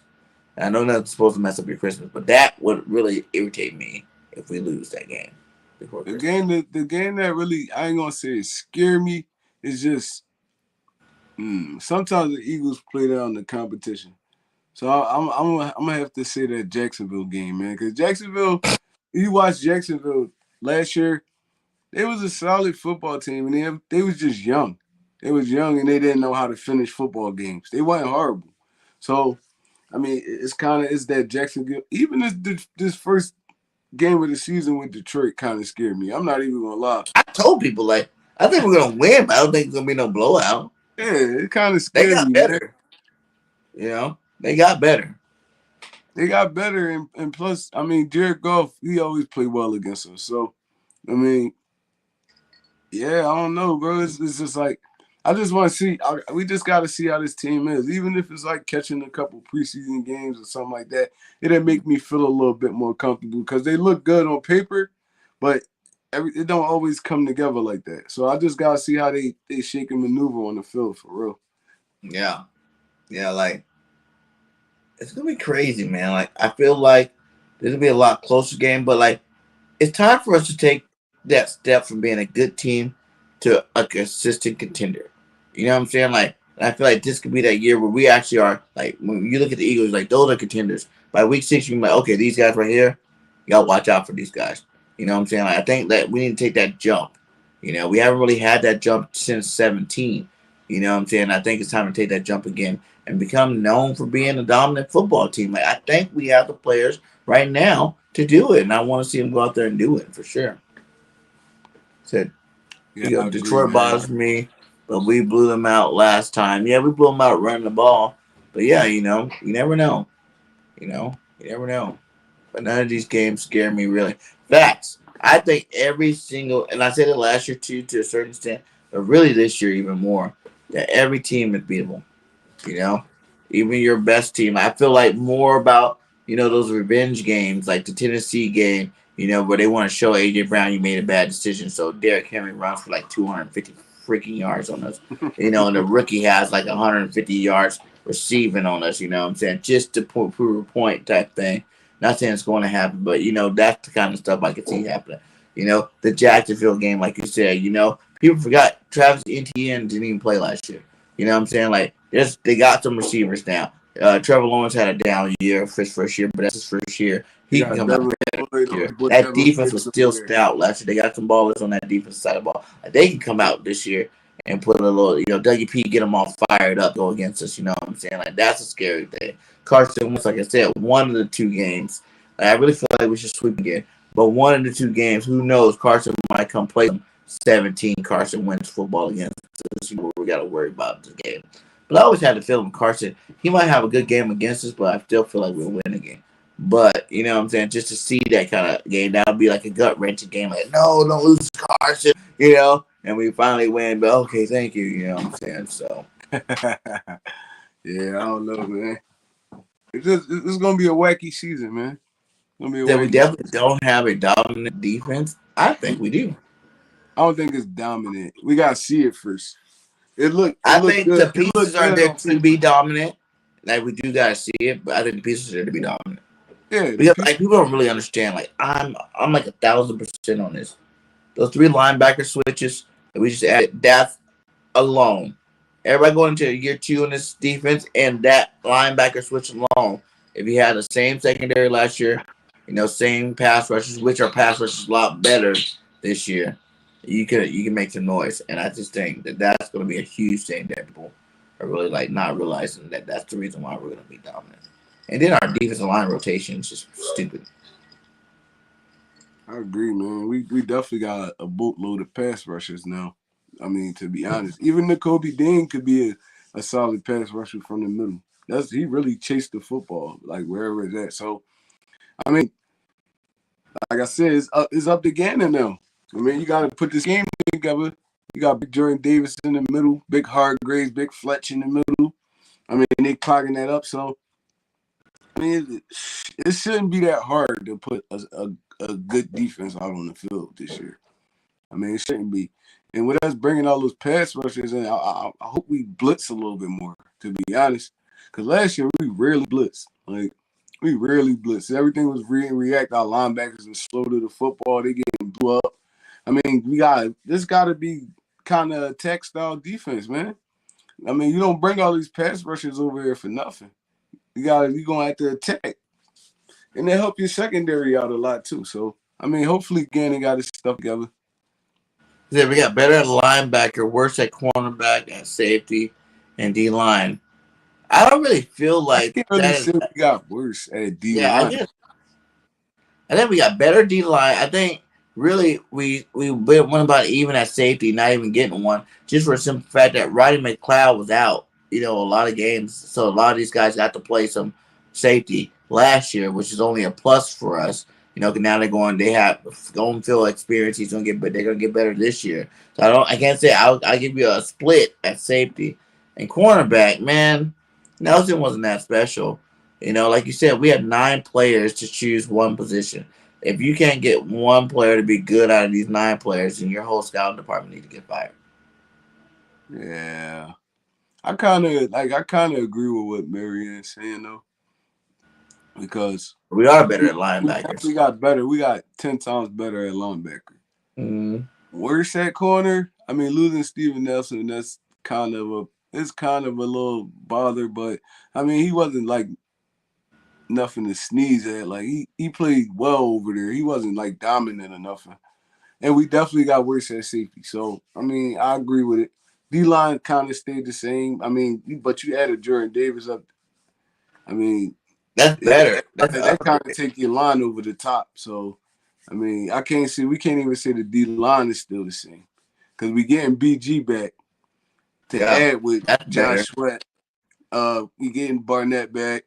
I mean, Hargraves there. Fletch came back. Jordan Davis.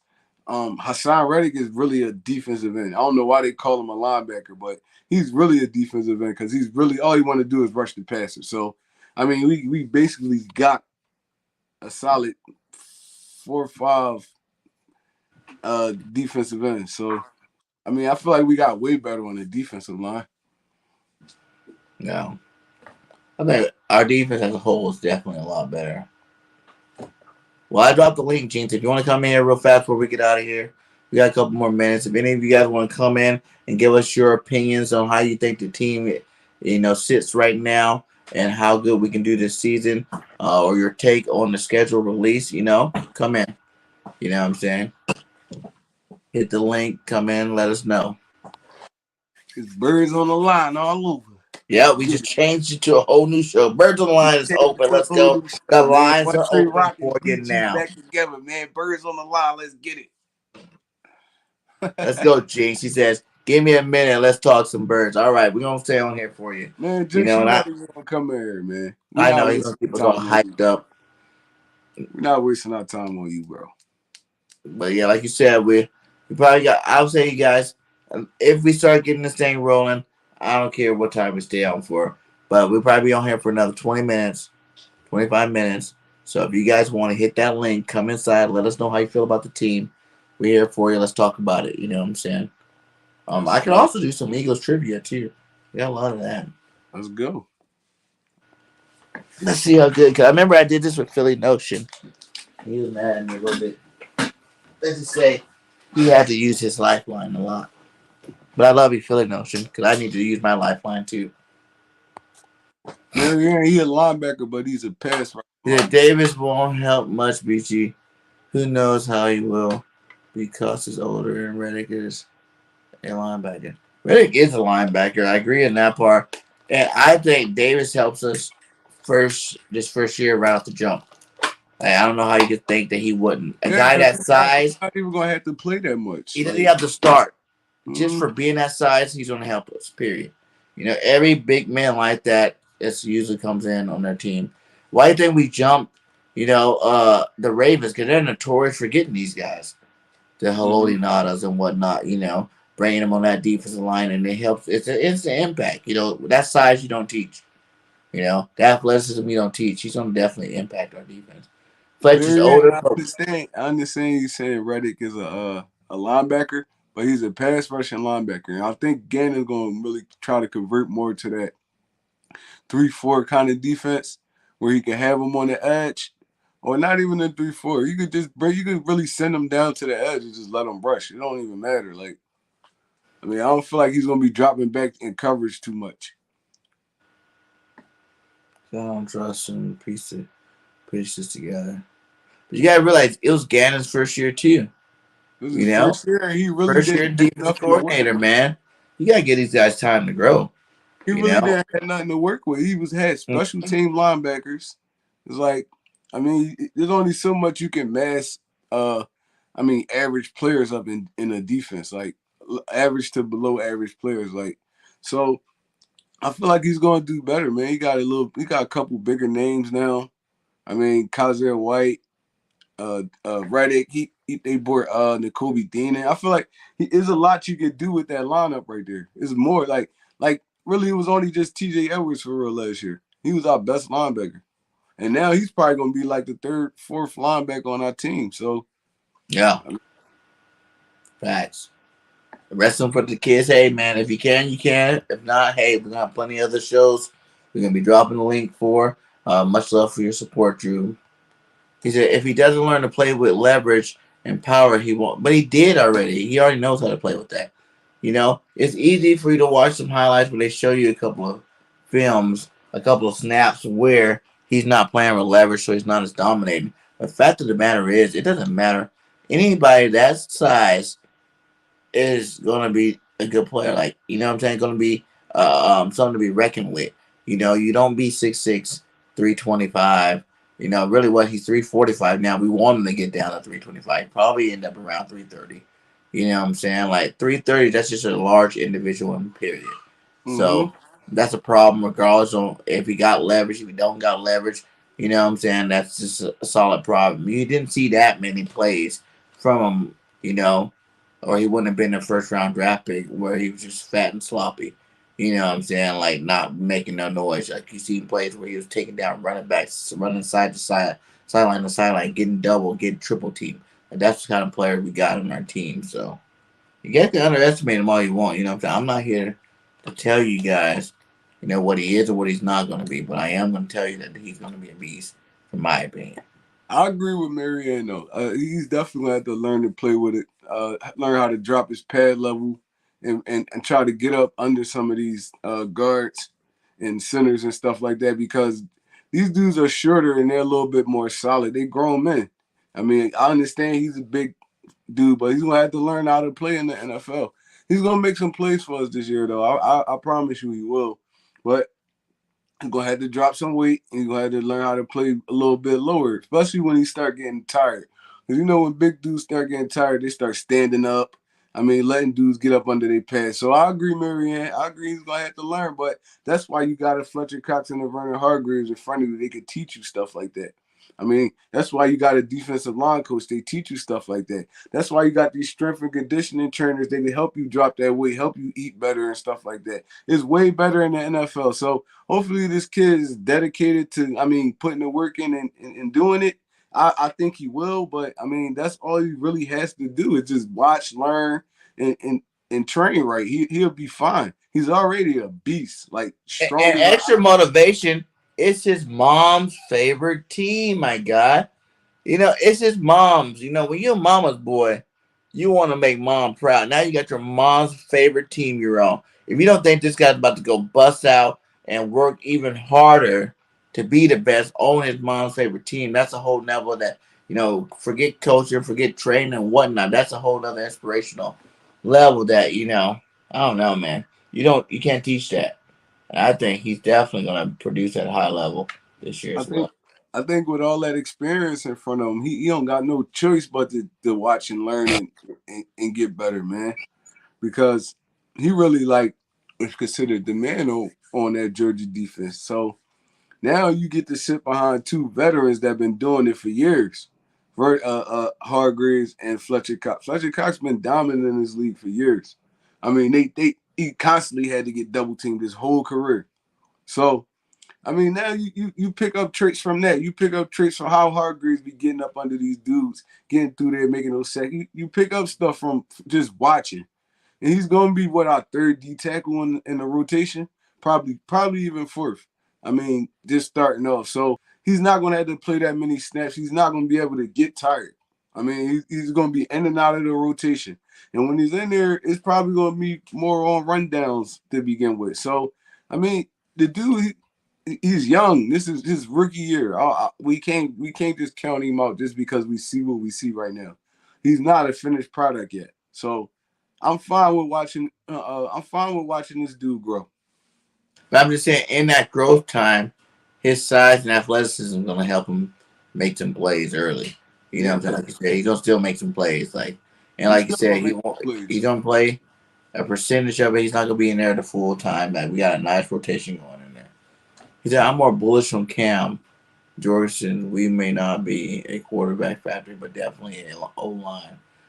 He's going to be set up for greatness. Hall of Fame mentor Jason Kelce. Plus the status. Yeah, exactly. You know, Jason Kelce handpicked this guy. You know what I'm saying? Like, they gave him a list. You know, that's the guy, you know what I'm saying? That guy right there is going to be a beast. And like you said, that was a nice pick. Like, it's so funny how no one really even talks about that. That's like the unsung pick, the second round pick that we make big deals about second round picks, you know? But that's one that we just was like, whatever. We were so in heaven about the, Jordan Davis, the freaking, AJ Brown trade plus the Nakobe Dean third round pick that we don't even really talk about how big of an impact this guy coming to our offensive line will be. How special can you think this guy can be? I mean, listen, like you said, Jason Kelce handpicked this dude, so he clearly sees tricks that he can help him with and help him get better with. And then early on, he could actually play other positions too. So it's like, I mean, I feel like this is him sitting behind the dudes that's in front of him. That's big time experience right there. And he could be our right guard this year. We don't even know. Yeah, he could even be our right guard. He could actually beat out a Sayamalu or somebody like that. He could beat one of those dudes out if he's really that dude. Like how the Eagles organization felt like he was. So, I mean, we probably won't even have to wait to see this dude because we didn't expect Landon Dickerson to start. I mean, from the jump. So, and he beat out a lot of those dudes. So, I mean, who knows? I'm ready to see the growth of this dude for real, because if they're a dog how they saying, if he a dog how they saying he a dog, and that even that 1 year, if Kelce leaving after this year, he's one of the best centers in NFL history. Facts. You get to sit behind him and just watch him work every day. I mean, that it's just a confidence booster. Like, damn, this dude told me that. He gave me all his little traits before he left.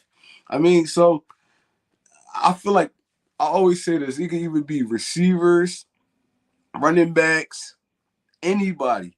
Like, say for instance, you sitting behind an Adrian Peterson. If you don't pick up something from Adrian Peterson while he's there with you, then you don't want to be great in this league. Facts. Like, if you don't pick up something from a Randy Moss while he's in front of you, you don't want to be great in this league. Jerry Rice, Terrell Owens, one of these dudes. If you don't pick up something like that, something great from them while they there with you, then you don't want to be great in this league. So, I mean, that's all I can really say about it. Yeah, you're right. Stanley is a GOAT, a straight GOAT.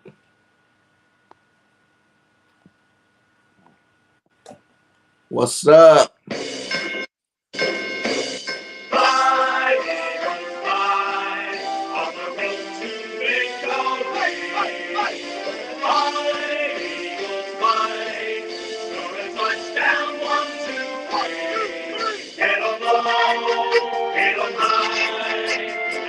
Watch them go fly. On the road to victory. E-A-G-L-E-S Eagles. Yes, sir. Yes, sir. I love it when he does that. I love it. I love it. Marianne said he's too small for guard, but he will be a great center. True. You know? You can't even tell these guys if you're too big or too small for anything nowadays, you know. Yeah. Everybody thought Kels was too small to be a center, you know, and he still came out and did his thing, and he went down to be one of the greatest of all time. So we're going to do a couple of trivia questions with you guys before we get out of here. And let's see how much you guys know your Philadelphia Eagles. I'm going to start off with this one. This should be an easy one. For what team did Charlie Gardner post back-to-back 1,000-yard seasons for after he left the Philadelphia Eagles in 1999? That's good. Let's hear it in the comments. Let's hear it. So just for all you guys too, you know, this is for Trey to answer and the rest of you guys. Let's see how well you know your team. I'm gonna repeat it. For what team did Charlie Gardner post back-to-back 1,000-yard seasons for after he left the Eagles in 1999? Charlie Gardner. Damn.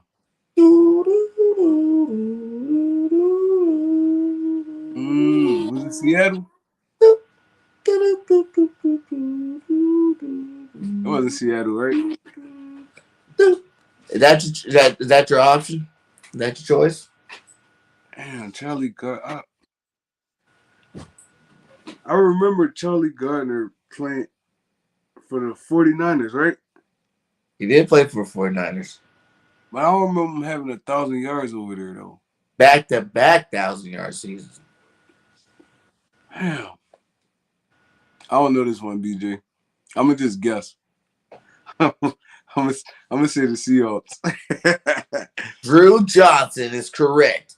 It is the San Francisco 49ers. Damn, good job, Drew, knowing his Eagles. I like it. Okay, here's another one. What linebacker did the Eagles acquire in a 2015 trade that sent LaShawn McCoy to the Buffalo Bills? Kiko Alonso. Kiko Alonso is correct. I like it. Here we go. Next. From what backup quarterback and future Eagles coach did Torrance Smalls catch an 84-yard touchdown against the Giants in 1999? Doug Peterson. Doug Peterson is correct. Yes. Look at him on the roll here. What up, Jinx? What's good? What's good? How y'all doing? You want the smoke? You in here now? Get it. What's up? Tell me what you say. Tell me about your team. How you feeling after the draft, Jinx? You're on the platform. Let everybody know what Jinx. Jinx, you messing my trivia up, Jinx. Dang, I was on the road. Hey, I think we about to go 15-2. I like That's it. where we about to go. 15-2. 15 Hey, and I 2. don't. I don't. Who's gonna be your offensive player of the year? Who's your defensive player of the year? And then give me a sleeper.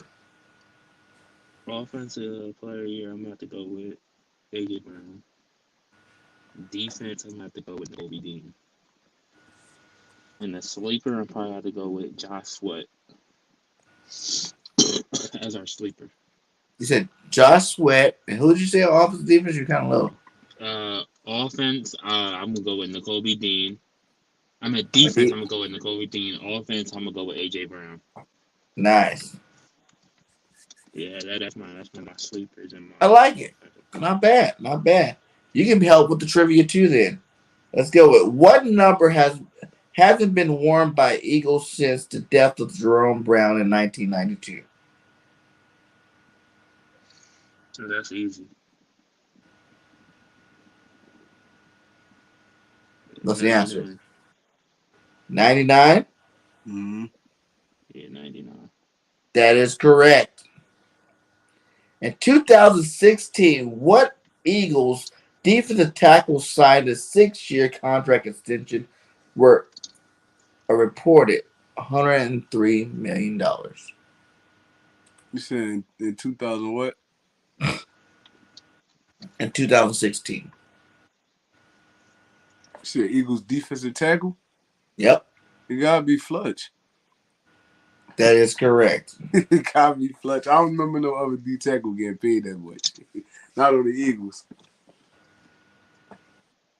Okay, what longtime Packer receiver caught 4 touchdown passes for the Eagles in 2002?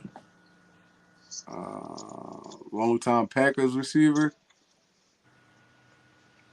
He got 4 touchdowns with the Eagles in 2002. 2002. Chat, you guys are the lifeline. If you know, help out one Trey and Jinx. Because I think this might be before Jinx's time. I was thinking about Irvin Yeah, Fryer. way before my time. It couldn't have been him though. Because he was with Irvin the Fryer, Eagles. did he play with the Packers too? Yeah, I remember him playing with the Packers too. I thought he was on the Dolphins. But the Eagles had him first though, didn't they? Packers receiver. Drew says, damn it, I know. Who is it? I'm going to say the question. Long He's time like, Packers receiver. nope, it's not Irvin Fryer. I'm going to say it again. What long-time Packers receiver caught 4 touchdown passes for the 2002 Philadelphia Eagles? Damn. Long time Packers receiver. If you guys know this answer, put it in the chat. I'm just going through receivers that we possibly could have had in 2002. I'm drawing a blank. I don't. Because Guess, I know in guess 2000. one, just to throw one out. Damn. We had Freeman. I don't remember having Freeman. Wow. Antonio Freeman is correct. What? 4 Thank you, touchdowns. Thank you. Thank you. 2022. I don't remember Antonio Freeman being on this team. On the Eagles. Oh, that's crazy. What longtime Eagles DB retired after the 2011 season with 26 career sacks to go along with his 37 career interceptions? That was easy. Weapon X, Brian Dawkins. That is correct. Let's see here. Oh, what CBS show did former Eagles DB Irv Cross become the first African American national TV sports analyst? CBS. It was a CBS TV show, like sports TV. Sheesh. Yeah, it says, on what CBS show did former Eagle DB Irv Cross become the first African American national TV sports analyst? Sheesh. That's hard. I don't know that one. I'm not even gonna lie. The NFL Today show. NFL Today. Sheesh. What punter started his professional career with the USFL's Philadelphia Stars before joining the Eagles from 1999 to 2002? Punter. Yes. 2002. Woo! That's hard. I don't even remember a punter back that far. That's crazy. I was about to say David Higgins, but he's a whole kicker. Yeah, it's the punter. Yeah. Jinx, you know? It wasn't Sad Rocket, was it? Nah, Nope. this is like way before my time. Yeah, I don't know. Sean Lindetta. Damn, I was about to say Sean Lindetta too, but I didn't want to be wrong. That's crazy. That's crazy. While serving mostly as backup quarterback from 1998 to 2002, what key role on special teams did Corey Dittmer play for the Philadelphia Eagles? Key role on special teams. Was he the kick holder? The holder. That is correct. Mm-hmm. In 2015, what former Fresno State running back joined the Eagles after 5 seasons with the San Diego Chargers? Ryan Matthews. That is correct. In 2014, what rookie receiver posted the longest play in Eagles history with a 107-yard kickoff return against the Titans? In 2014. He was a rookie at the time. It couldn't have been DJ because DJ came in before that.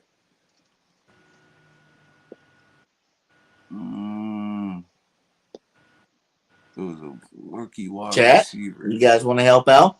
In 2014, what rookie receiver posted the longest play in Eagles history, a 107-yard kickoff return against the Tennessee Titans? Drew says Was it Jeremy Maclin? Jeremy Maclin. Josh Huff. Josh Huff is correct. Look at the young buck. Good job, Jakes.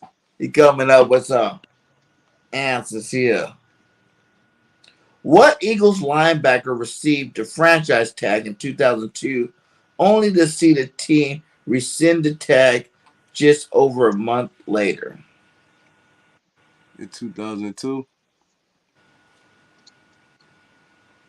Ooh. That's a hard one. That is a hard one, but you probably know the answer. What Eagles linebacker received a franchise tag in 2002, only to see the team rescind the tag just over a month later?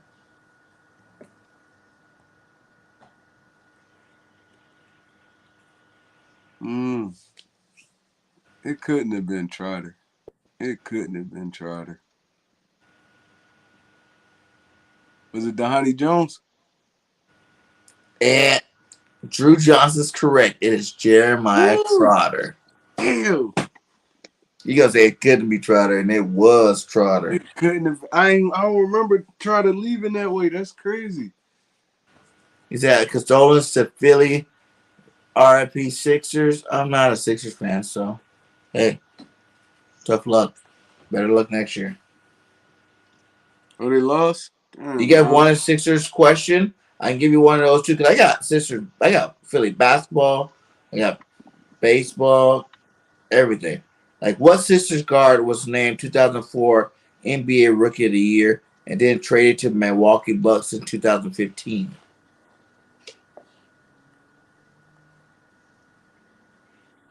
You saying was it Drew Holiday? Nope, Michael Carter Williams? that is correct. Mm. Look at you, got double. Okay, what team traded Ron Jaworski to the Eagles in 1977? God damn. 77. That wasn't even thought of. Who did Ryan play for? Yeah, I don't know that one. Drew says the Raiders. Nope. Wasn't the Raiders? Close.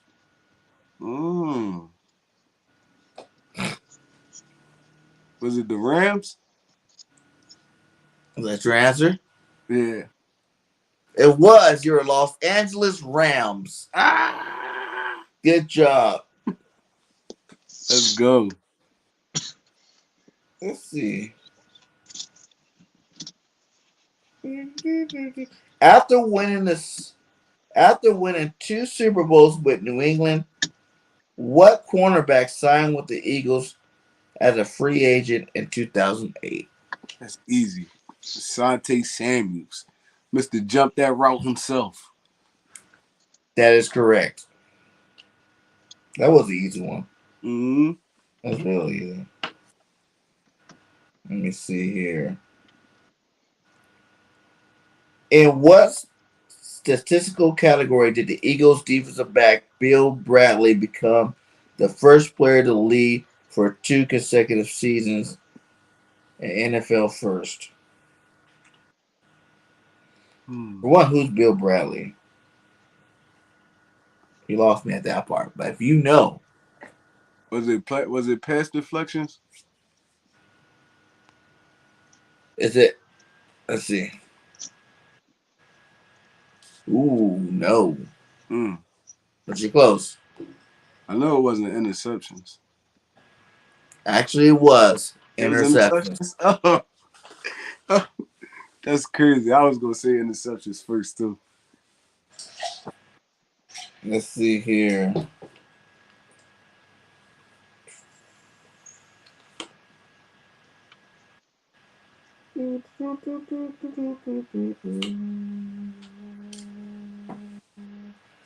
Good luck. Other sports. Going on here.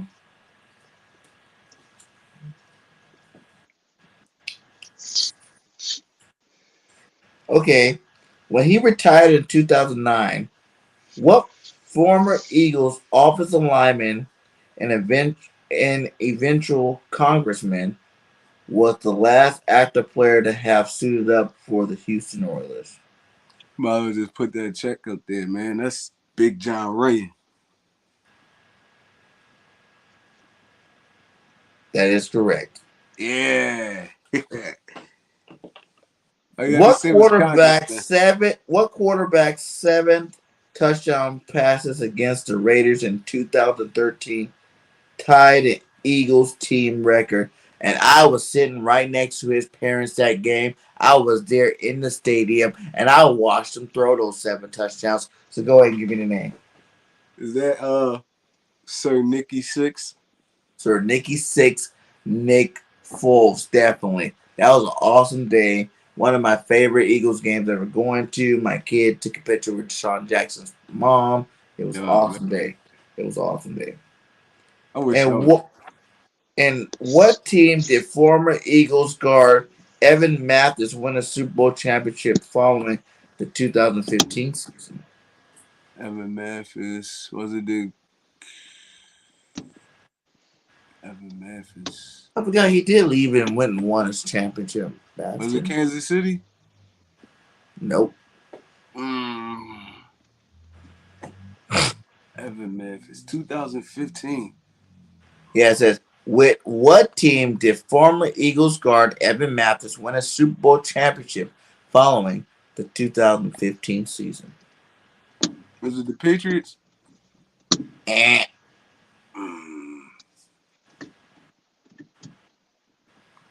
2015. That's 2 strikes. Evan Mathis.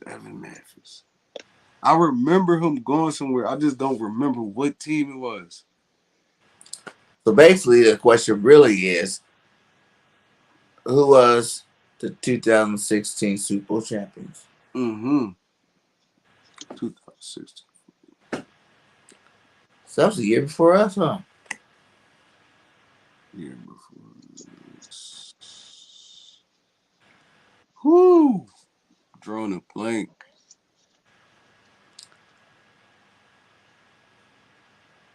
Wow. I remember Evan Mathis leaving, and he definitely won the chip. He definitely won the chip the next year. But what team was that? I can't remember what team it was though. It was a red team though. I know. Do you wanna a hint?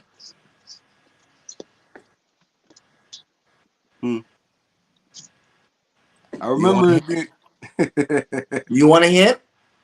It was in the AFC. That's all I can give you. Oh, yes, Denver. It was Denver. It was definitely the Denver Broncos. Yes, I remember. Cause I knew it was a red or orange team. I'm like, it was one of those bright teams. And then I start remembering. This is a really easy one. You should get it in like 2 seconds. At what college did former Eagles quarterback Sam Bradford win the 2008 Heisman Trophy? That would be Oklahoma Sooners. That would be correct. What Hall of Fame receiver made his name in Green Bay, played in 3 Super Bowls with Buffalo, and wrapped up his career with the Eagles in 1998? Ooh, that's hard. Ooh, that's hard. Ooh, that's hard. Oh, damn. That's a good one right there. I like that question, actually. Mm-hmm. When you see the answer, you're like, oh, yeah, I remember we did have him. All right, you said, Hall of Fame receiver? Okay. What Hall of Fame receiver made his name in Green Bay, played in 3 Super Bowls with Buffalo, and wrapped up his career with the Philadelphia Eagles in 1993?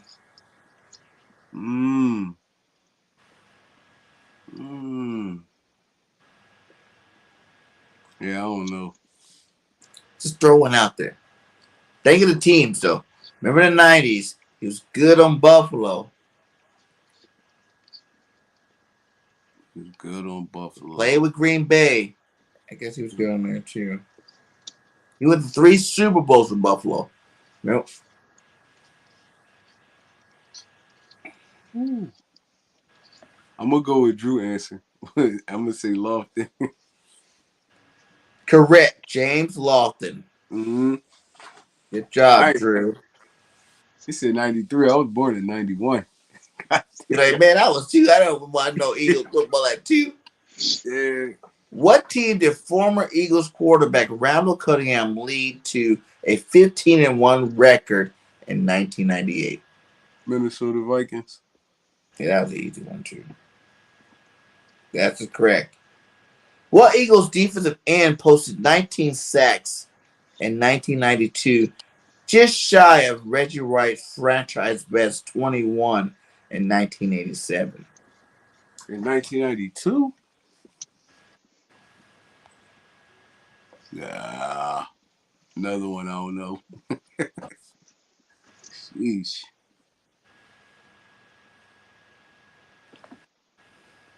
I know history from like 95 on that. I ain't even gonna lie. I was born in 91. Drew, you want to help? He's a great, too. I'm going to repeat the question. What Eagles defensive end posted 19 sacks in 1992? In 1992, just shy of Reggie White's franchise best in 21 in 1987. So think about that line that played with Reggie White that you hear about, you've seen about. He's the next dog in that line. And it's not Jerome Brown.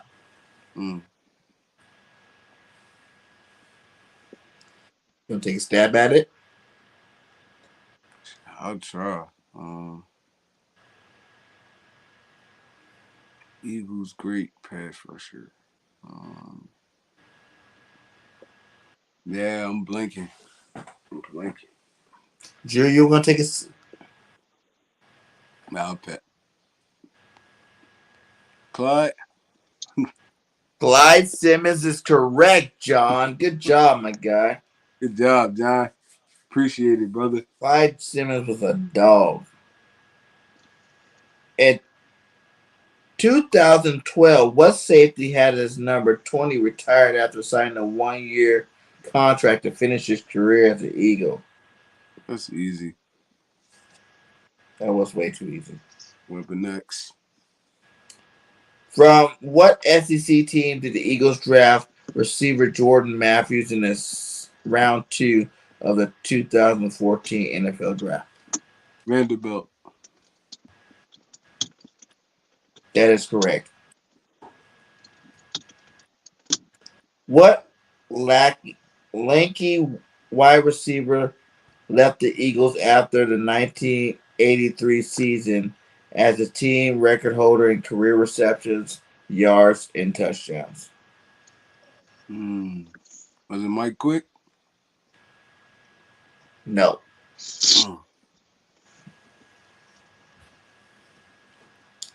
He was lanky. He was big. Met every category and for receivers with the Eagles. I can't remember his name. I know who you talk. I can't remember his name. It's not Mike Quick. It's not Mike Quick. It was the other big, tall, behind wide receiver. Yeah, Harold Carmichael. That's who it was. Harold Carmichael. That is it. Harold Carmichael. Facts. Ooh, I like these questions. I don't even know what the question is. What Missouri receiver was picked 19 overall by the Eagles in the first round in 2009 draft? Jeremy Maclin. Correct. What Eagles tight end missed Super Bowl, 36 after he sustained an injury catching a game-clinching touchdown in the NFC Championship game? Can you repeat the question one more time? What Eagles tight end missed the Super Bowl 36 after he sustained an injury catching a game-clinching touchdown in the NFC Championship game? Tight end.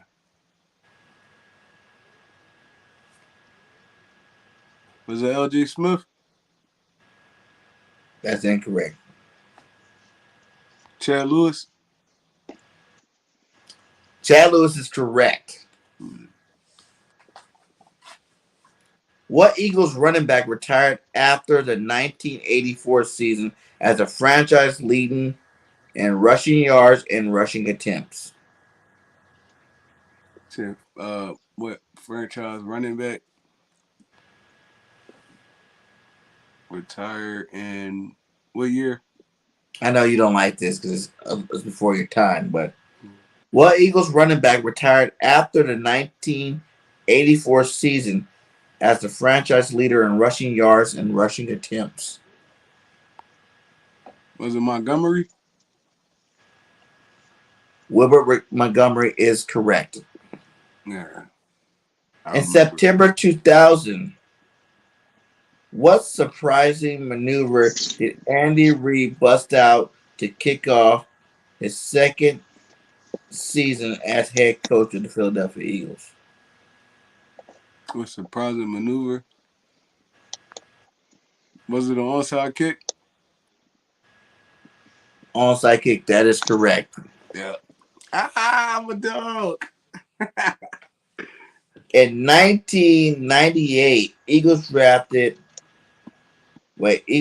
pick from Notre Dame became the first player in history to return a kick for a touchdown with 5 different teams. 1998. Was it Mitchell? No. Sheesh. What 1998 Eagles draft pick from Notre Dame became the first player in NFL history to return a kick for a touchdown with 5 different teams? Did he play for Washington? I remember he played for Washington. Damn, I can't remember his name right now. Played for Atlanta. Yeah. Oh my God. I know what you're talking about. I'm just blanking on his name right now. His name starts with an A.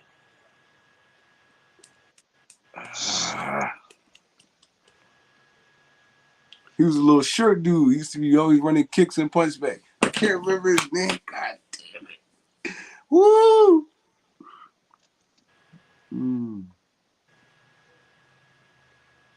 Damn, His last name starts with an R. His first name starts with A. Yeah, I don't got it right now, BJ. I don't got it. I know who you talking about. I just can't remember his name. Anybody in the chat got it? I remember he time for you guys. I remember he killed us a couple times on special teams. Yeah, Allen Russell, right? That's his name. That is correct. Yeah, damn. I could not remember to save my life, yo.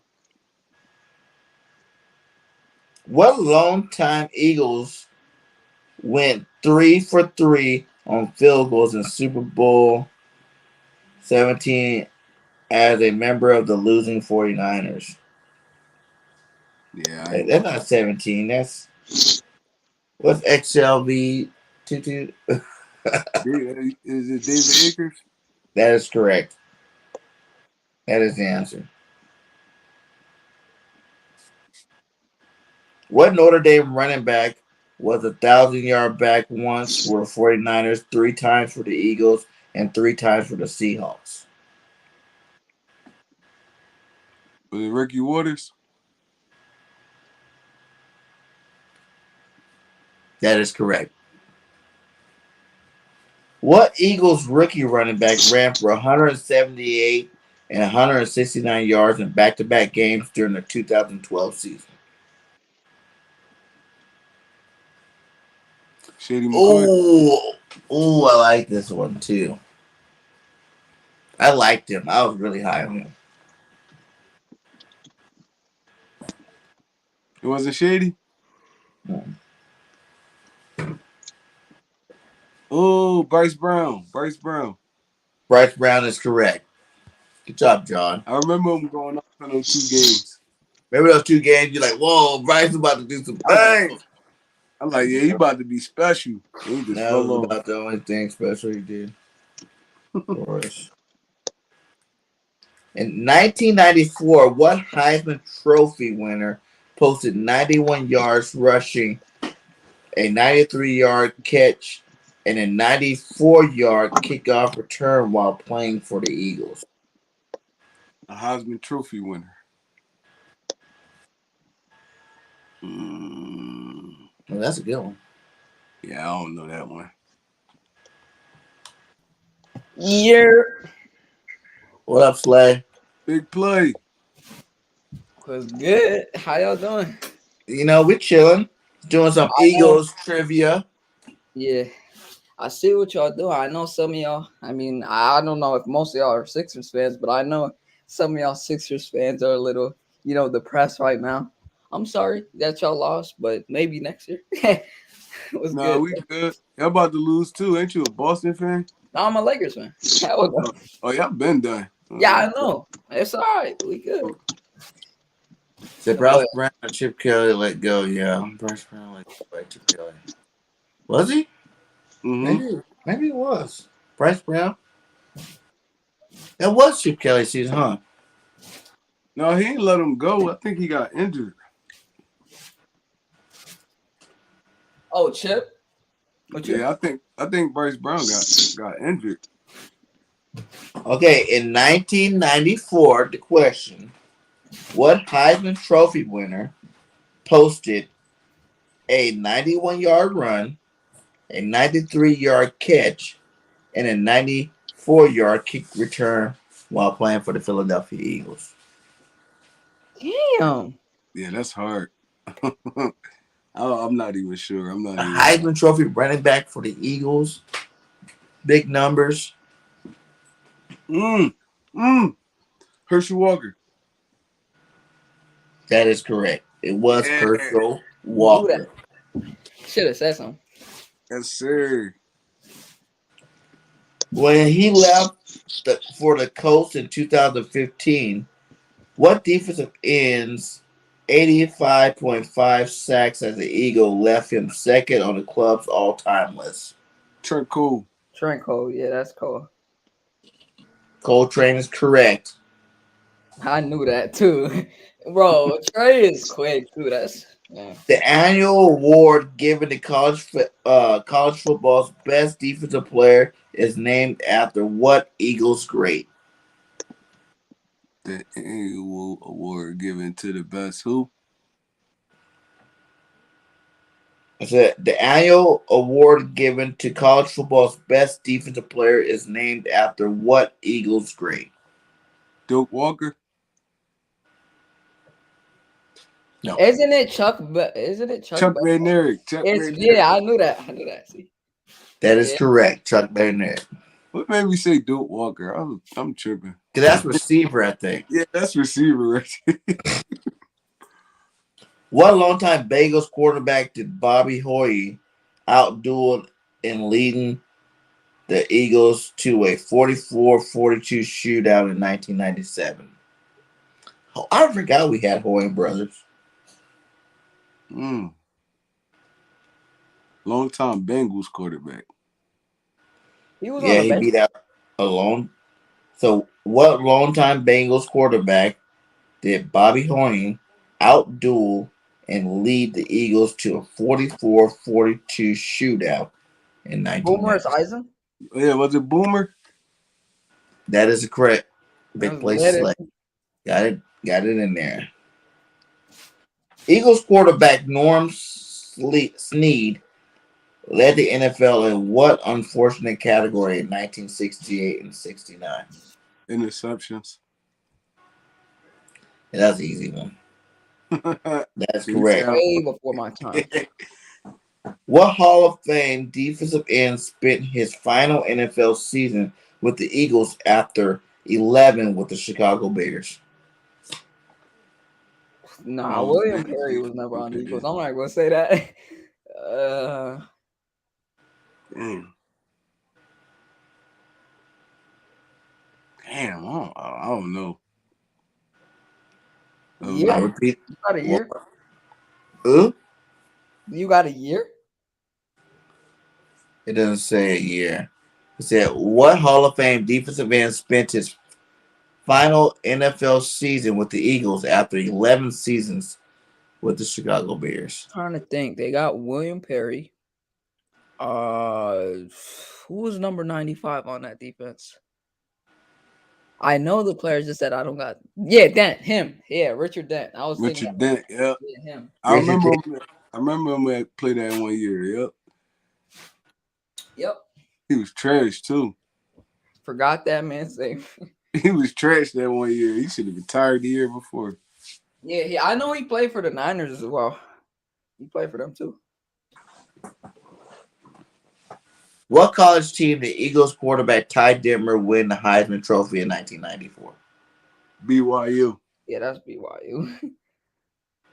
That is correct. He won the Heisman? I forgot that. Yeah, he was running around all crazy like he was. That was 1990. That was somewhere around there. What SEPTA subway line takes Eagles fans to Lincoln Financial Field? The L, baby. The L.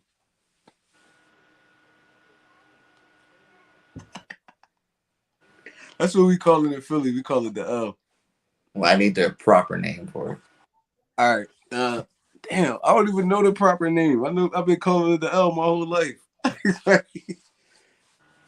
It's a Marcus Frankfurt line. What they call it then? That's your final answer. Broad Street line. I'm sorry. Broad Street line. I'm tripping. Facts. Yeah. Broad Street subway line. I'm tripping. What made me say the L? The L don't run the Broad and Patterson.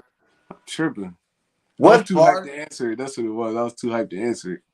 What hard-hitting Eagles safeties suicide is among the catastrophic catalysts that lead the NFL reform for concussions? Hard hitting Eagle safety.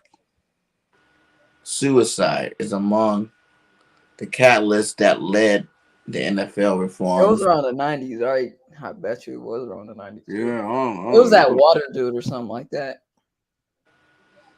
Ding, ding, ding. Big play slay. Andre Waters. Yeah, him. My fault, brother AM. I was too hyped to answer the question, man. I meant to say the sub. We call under the sub, over top the L. Whose 1991 Eagles single game record did Hugh Douglas tie by posting 4.5 sacks against the Chargers in 1998? I do not know that. Rock, you got that. That's way before my time. Yeah, ask the question again. Whose 1991 Eagles single game record did Hugh Douglas tie by posting 4.5 sacks against the Chargers in 1998? Was it Jerome Brown?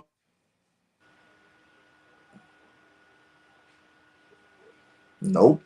Reggie? Nope. Damn. Yeah, I don't know that one. It was the last one you didn't know in the same era. Oh, Clyde Simmons? Clyde Simmons is correct. Ah, damn. Actually, I should have known that. Should have guessed. In 1998, what tight end from Oklahoma set the Eagles record for catches by a rookie? Oklahoma? Yeah, 1988. What tight end from Oklahoma set the Eagles record for catches by a rookie? Yeah, I wouldn't know that one. I ain't even gonna lie. Is that Keith? Nah, that's like no. That's way before the 90s. That was like 65. I was gonna say Keith Jackson. That's right. Stick with your guns. It is Keith Jackson. Hugh Jackson? Yep. Jackson. Oh shit. I'm like, wait. I thought Keith Jackson was before the 90s, but what legendary running back gashed the Eagles defense for an NFL record tying 237 yards in a 1961 game at Municipal Stadium? Hell, we supposed to remember that. Yeah, I ain't even gonna attempt on that one. I might just start throwing crazy names out there. Throw a crazy name out there. Think about it for a second. I'm gonna say Emmitt Smith. It was 1961. Oh, you said 61? Then who was the best? Oh, I thought you said 1991. Was it Jim Brown? Yeah, it's Jim Brown. That's what I was gonna say. Jim Brown is correct. It was Jim Brown. Should have said that. I thought he said 91. We do three more here. In 2017, what offensive tackle played in his 7th Pro Bowl the most by an Eagles offensive lineman? 2017. Jason Peters. Yeah, it's gotta be Peters. That is correct. Yeah, that's so easy. Who set an Eagles record for sacks in a season by a linebacker by racking up 14.5 sacks in 2014? 2014. That's gotta be damn, most sacks. I was gonna say White, but you said linebacker. Was it Jason Babins? No. Who was it? Michael Kendrick?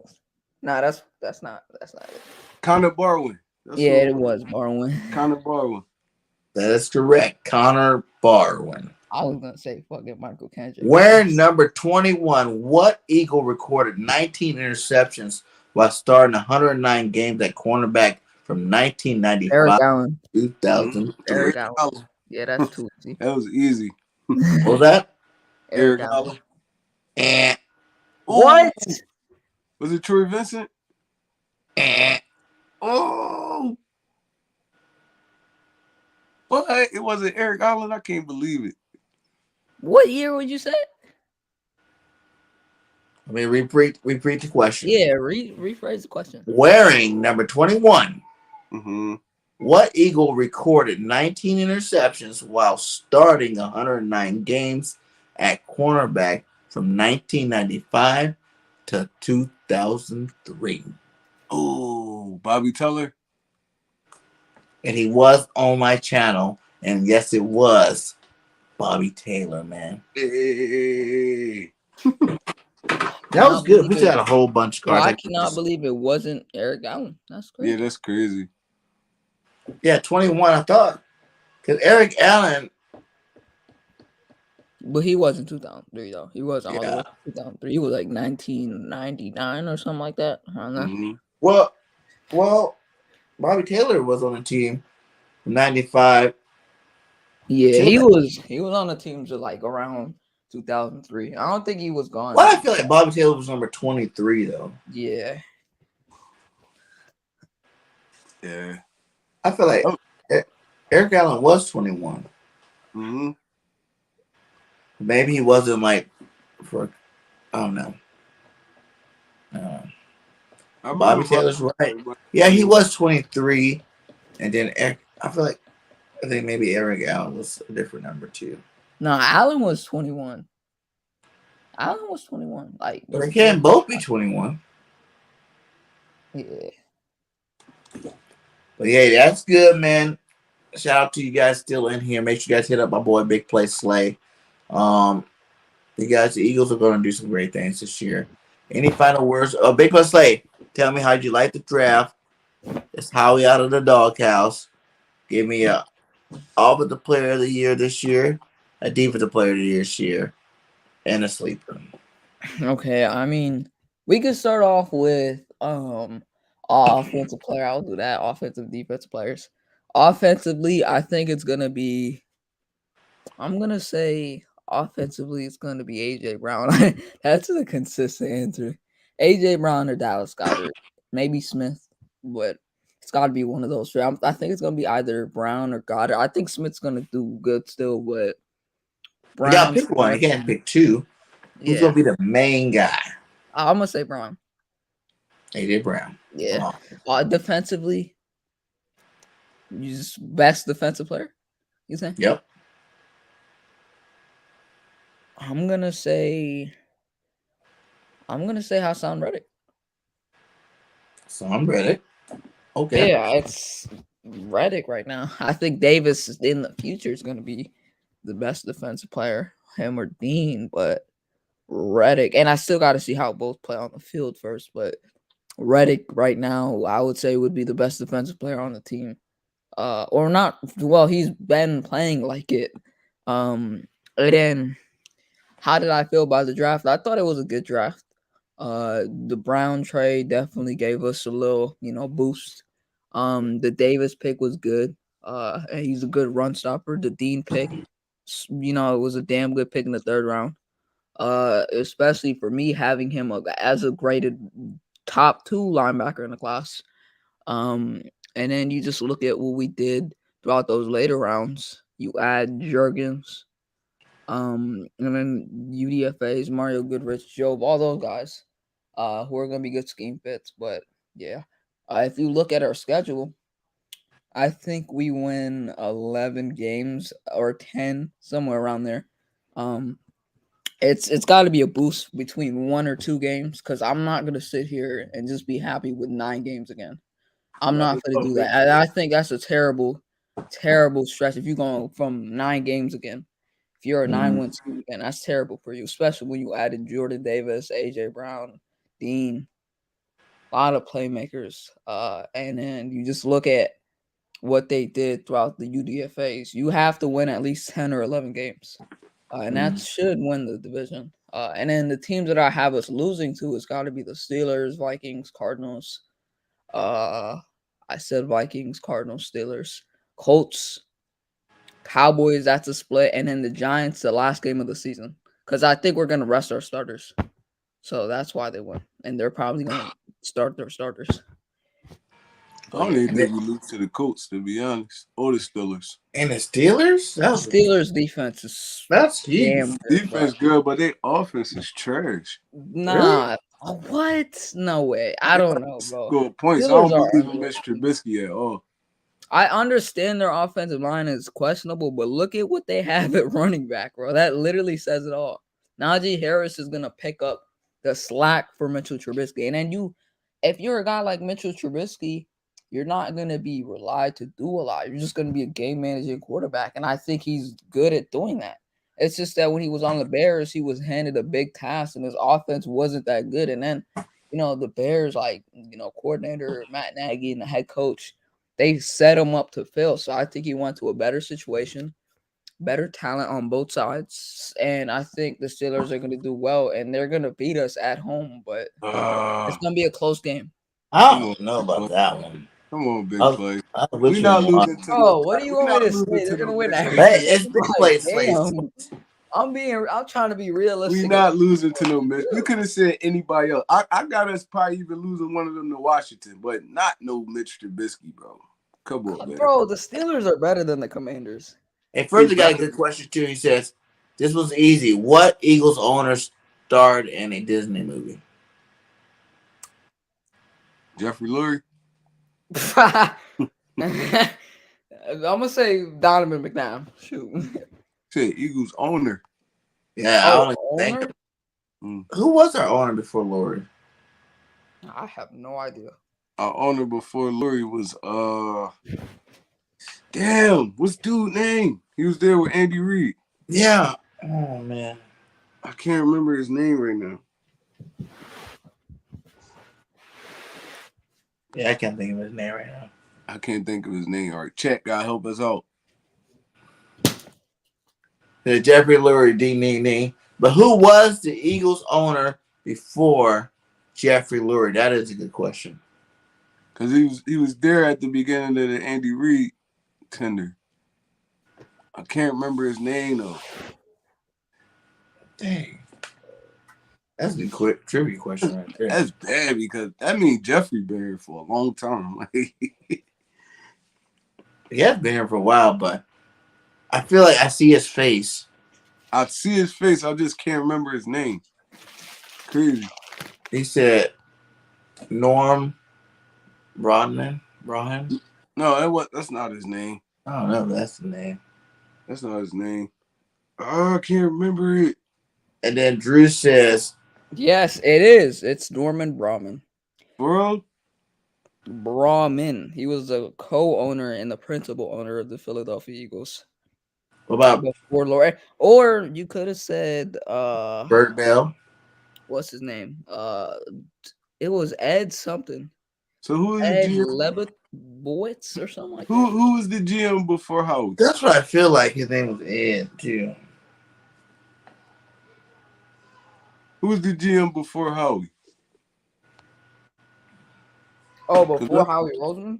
Yeah, that's probably what's what I was his thinking name? about. Damn, I forgot his name. Can't remember his name. It's Wow. in my head. When did Howie even start? What was Howie's rookie year? He's been here for 22 seasons. Yeah. So it was 2020. Yeah. I mean, 2000. Lebowitz. I mean, 2000. He started GM. When Donovan McNabb was drafted in 99. Yeah. Yes. But Howie started off as I would say more of like a scout that moved his way up. He was an accountant at first. Or accountant, something like that. Yeah, he was an accountant, then he moved up. That's crazy. So crazy that it's like it's a long time ago, but it's like kind of not really long. It is. It's crazy. Said Bert was the OG, but it was Ed. What was it before Lurie with Norman? It's crazy. We gotta do some more Eagles trivia one day. Yeah, we're gonna do some. I got a whole we still got that was like 50, 60 to 100 cards still, and then I haven't even opened this half of the pack. So we're gonna start busting them out on some of these shows. Towards the end of the shows, get some Eagles trivia out there, see who's up on their game, and plus it'll just make us better content creators too. I know more trivia about our team. So it's a win-win. It's fun and it's a learning experience. Wait, hold up. BIRDGANG, what is right now, as of right now, what is your record right now for the Eagles? It better not be something crazy, like 15, 16 damn wins. Well, man said 17 wins last year. I gotta listen. I'm always going to be 17-0 until proven otherwise. I want the Eagles to win every game. So as that number changes, I change throughout the season. But I always still have a record prediction. Last year, what was it, 12-5? That was what I won last year. We ended up 9-7, but I said 9 wins would be the floor. I'm gonna go with this year. Way too early, 13-4. Jesus. Yes. What about you, Trey? 13-4 is what I'm giving it. I gotta say 11-6. I agree. I see it's 11-6 or 10-7, something like that. 6 losses? Mm-hmm. Yeah. I don't see 6 on that schedule. I think it's gonna be Cardinals, Steelers, Vikings. I said Vikings already, so it's got to be like I don't think we're gonna lose to the Packers, to be honest. I don't think we're gonna lose the Packers either. Vikings. Oh, Mr. BIRDGANG gonna one up me and say 14-3. Hell no. Hell no. I wish. Possible too. Hell no. I like it. You made me look soft. I like it. Maybe next year. Not right now. This year I like it. Because really, our team, learning a new system, learning everything they did, everybody being so young, they won 9. Experience alone gives you a game or two. And then the players you added gives you a game or two. It's not that far off. Jesus, Jinx. Jinx coming with the 15-2. I love it. It's possible. It's possible. So what? No one can say it's not even possible. Jinx gonna be the main one crying like, "Oh, this team sucks." We played Dallas at home October, the first game. Yeah, Joe Banner. That's who I was thinking about. Joe Banner. Yeah, Joe Banner. We played Dallas at home the first game or away? We play them at home the first game. That's a win. Yeah, we gotta play. I think we split though. I hate as much as I hate and we play them in Dallas on Christmas Eve. As much as I hate it, I think we're gonna lose on Christmas Eve before Christmas. They're gonna pull off I would say a field goal win and a tough game, and it's gonna hurt us. What were the top 2 seeds this year? Records. And what? And on both sides, like top 2 AFC, top 2 NFC. What was their records? It was the Titans in the AFC. And how many? What was their record? The Titans were like 12 or so, I think. I think they was like 11-6. Yeah, 11-6 or something like that. Yeah, the Titans were like. I think the Rams and the Rams had the top seed in the NFC. Nah, it was both the Rams. Nah, it was the Packers who had the number 1 seed. Yeah, the Packers. Yep. Yeah, they got the first round bye. It was the Packers and the Bucks at 13 like that, right? Yeah, Packers and Bucks at 13-4. Yeah. So I see that as being 13-4. Jinx, I don't think we're going to 15-2 though, man. But hey, I'll be loving it if Jinx is right. You pushing it, 15-2. That'd be a great season of football for sure. I would respect it more if you would have said 13-4. I could see that. But not they talking about 17-0 and stuff like that. 16 but 17-0 until proven otherwise. That's gonna be proven by like week 2, my guy. I'm not saying that they won't be proven otherwise, but I'm saying you got 17-0. Nah.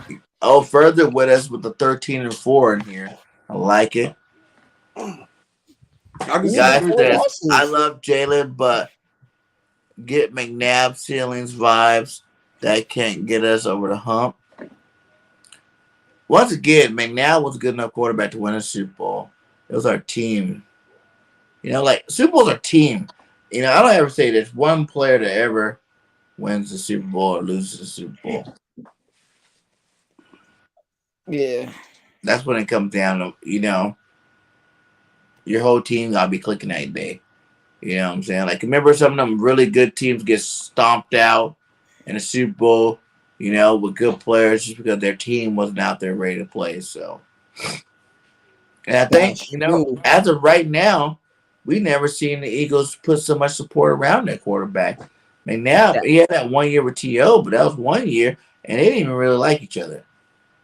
And then I want you to see gotta how look at Hurts' accuracy you is. gotta look at D. Jack Macklin and Shady McCoy too. But Is that I remember, want when we got McNabb, by the time we got those guys together, that was at the end? Yeah, that was they at the shipped end. out McNabb. And that's why everybody's so mad. I was mad. Like, why did you ship him out when you finally got him weapons? He was old at that time though. I want to see how Hurts does with his accuracy down the field this year, especially now with adding AJ Brown, and the 9 ball this year is gonna be big for Hurts. You got to do a lot with the deep routes and stuff, those streaks. If you got AJ Brown 1-on-1 down the field, and you don't hit those shots down the field, it's gonna be a problem. And if he can't capitalize throughout the season on those deep balls, I don't know, man. I'm not saying we will have a new quarterback, but that's what it could end up being. I'm saying I don't even think he should have that short of a leash. I mean, that, sort of leash. Yeah. No, I don't think he should. I would be okay with 26 to I think he 20. had a good year last year. Was it the year we wanted? Could he play better? Yes. But for his first year starting, he had a good year. I'm going to write Yeah, that to the grave. solid year. That's a solid year. When you can say you're sixth overall in production at quarterback, there's no six overall in the history of quarterbacks ever started first years as a quarterback. Like, the fact that we still give this man a hard time, to me, is ridiculous. Because the game tape is different than what The The best game thing tape about on a first year starting in NFL, the game tape shouldn't look very good. the best thing about throwing the deep ball to AJ Brown is all you gotta do is put it in his vicinity. He gonna go get it. It's a little bit different. That's like throwing a deep ball to a D-Jack, Odell Beckham. They know how to track the football. So as long as he ain't overthrowing them and all that, it should be good. They'll go up and get that football. Even Quez gonna be a little bit better with that. Devontae Smith a little bit better with that. That just come with like working, knowing your quarterback. Mm-hmm. If that man does not work on his damn accuracy down the field, bro, oh my God, it's gonna be a problem. It's gonna be a huge problem. It's just different too. Like last year, like I said, talking about rookie receivers, second year receivers. Deep ball, yeah, he overthrows some, but yeah, they didn't run great routes every time either. That there's a lot of things that went into last year. And all on the learning curve. Like, just being able to be in the same system. That alone is gonna make him better. And I think that, man, people are gonna be really shocked how awesome Jalen Hurts does this year. Mm-hmm. It's gonna be a huge. But oh wow, we didn't know he can do that. Well, you should have known. Like, he's been a good quarterback his whole life. Yeah. Still has to work on his passing. Like I said, what was saying earlier, how Burrows got benched and then went to LSU, and that's when he became a baller. Like, people get benched and go to other places and see. At the end of the day, it's not even really him. It's really our offensive coordinator. Because it's just like the whole, Drew Brees thing. Drew Brees became one of the best quarterbacks ever, passing statistically. And he wasn't the strongest arm guy. He didn't have the best, with the Chargers. And then he went over to Sean Payton. Sean Payton schemed him up offenses and made him the best.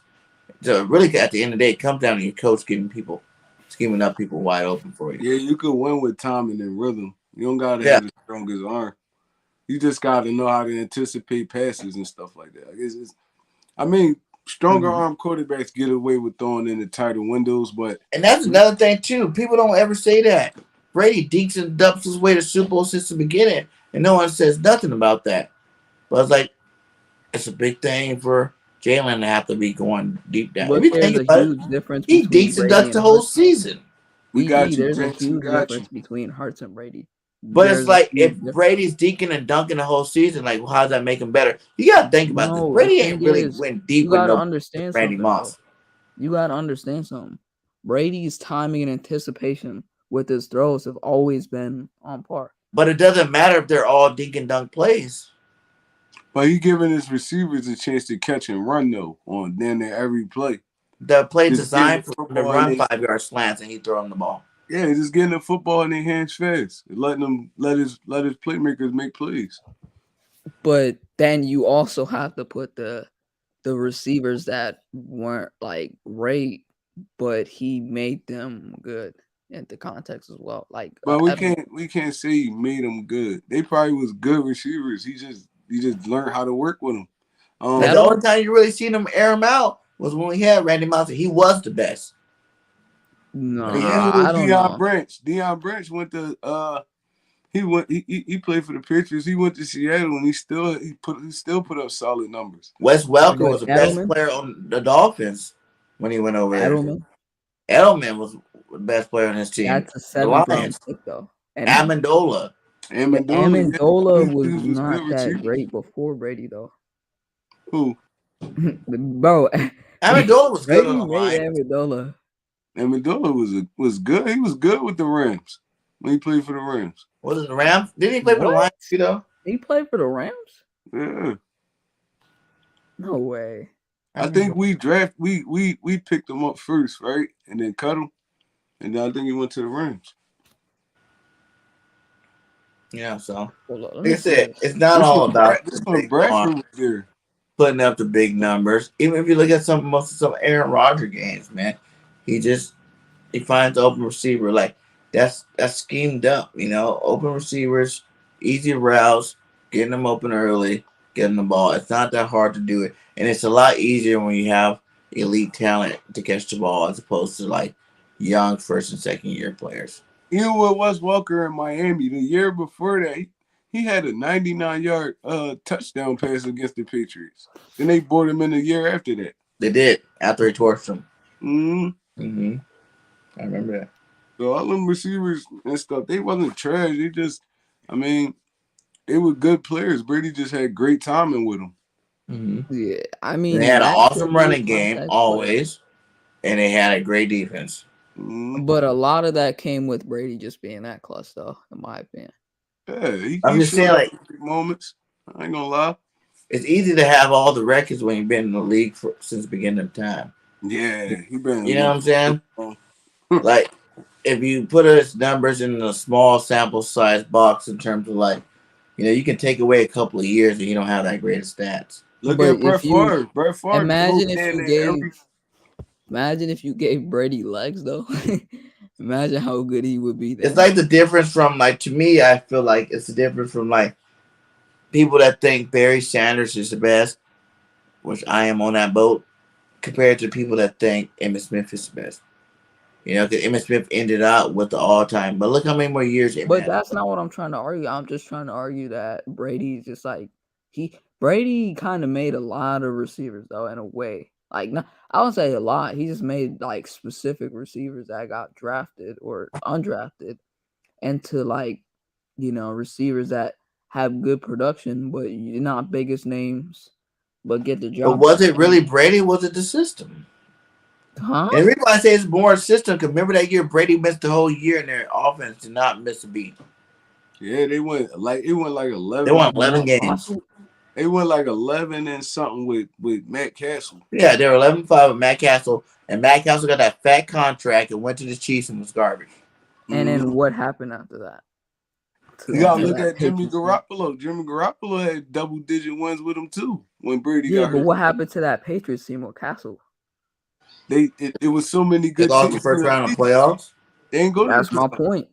Does Brady lose that? No, they ain't. They lost with Brady. What are you talking about? They ain't go because there was so many good Brady teams won in the NFC that year. Brady won 6 Super Bowls with that team. Yeah, but lost 3. 3 because was it only 3 times that he played? Is it just New York and us, the only people that beat Brady in the Super Bowl? Is that it? But look at the time he played us. He destroyed our secondary.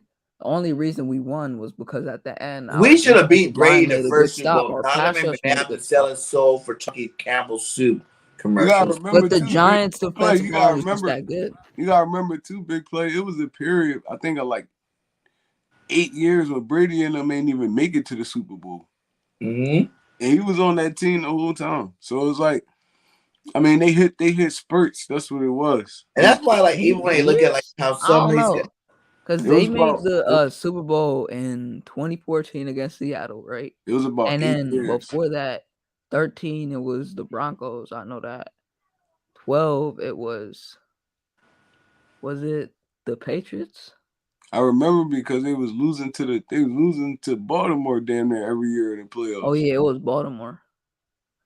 But before that though, 2011, that was New England. we say he has 6 rings, Mm-hmm. 6 out of what, Yeah, 23 he years? didn't go 8 years without making the Super It Bowl. was How like many years? How many years It you was played? like 23? 3 or 4, might have been. No, it was a good stretch where it was like at least I think like 8 years. But you do the math, you know. No, It was he 23 made the Super years, Bowl in 6 2011. rings. Though. That's good. But there's a lot of seasons you not win the rings in there. And like you look at guys like Joe Montana, every time, even no matter when he switched teams, no matter what team he went to, he never lost Super Bowl. You know, like what do you consider great is like the greatest of all time? It's like I guess what it really comes down to. But if you're saying greatest I don't overall think Brady's. player, I think Peyton Manning's better than Brady. I think you're a better quarterback. Yeah, overall quarterback. Yeah. You're a better but quarterback. there's been a lot of more talented quarterbacks than Brady though. You could probably say Rodgers. Doesn't he have more? Does he have more MVPs than Brady? Who? Yeah, Manning does. Mm-hmm. You could say Rodgers is a better talent, which he is. Rodgers better than Brady, yeah. As a quarterback, but everything. But see, if you're not saying as quarterback, then why you even put him as the best quarterback? You know what I'm saying? If you're gonna say that the quarterback better than you, that means he was just on really good teams that won Super Bowls. And he was as a quarterback, Rodgers is probably more talented. But if you're arguing everything into context, you got to put quarterback Brady and at accomplishments. Top of the list. That's why Brady's gonna always be better than Rodgers. Accomplishments, and I understand that Rodgers is a better talent, but Brady's also a good talent. So, hey, he's not trash. I'm just saying I'm not the guy that's saying he's the best. Nah, you hate Brady. But hey, man, Big Boy says we're coming up to 3-hour mark. Go ahead, let everybody know where they can find you. I don't waste your time, man. Y'all have always a pleasure. All right. But go hit up Big Play Slay on his YouTube, Eagles content creator. Thanks for stopping by. All you guys, thanks for hanging out with us. We're 3 hours deep. Still got some of you guys in here. Make sure you guys hit that like on the way out. Subscribe to One Trey Rock. Subscribe to Chalk It Up Sports. Subscribe to BGN and subscribe to BIRDGANG 31. You know, hey, if you want to do some stuff, you know, watch some other stuff, subscribe to BGN Entertainment. We got some stuff going over there too as well. So much love to all you guys. Fly, Eagles, fly. Till next time, we out.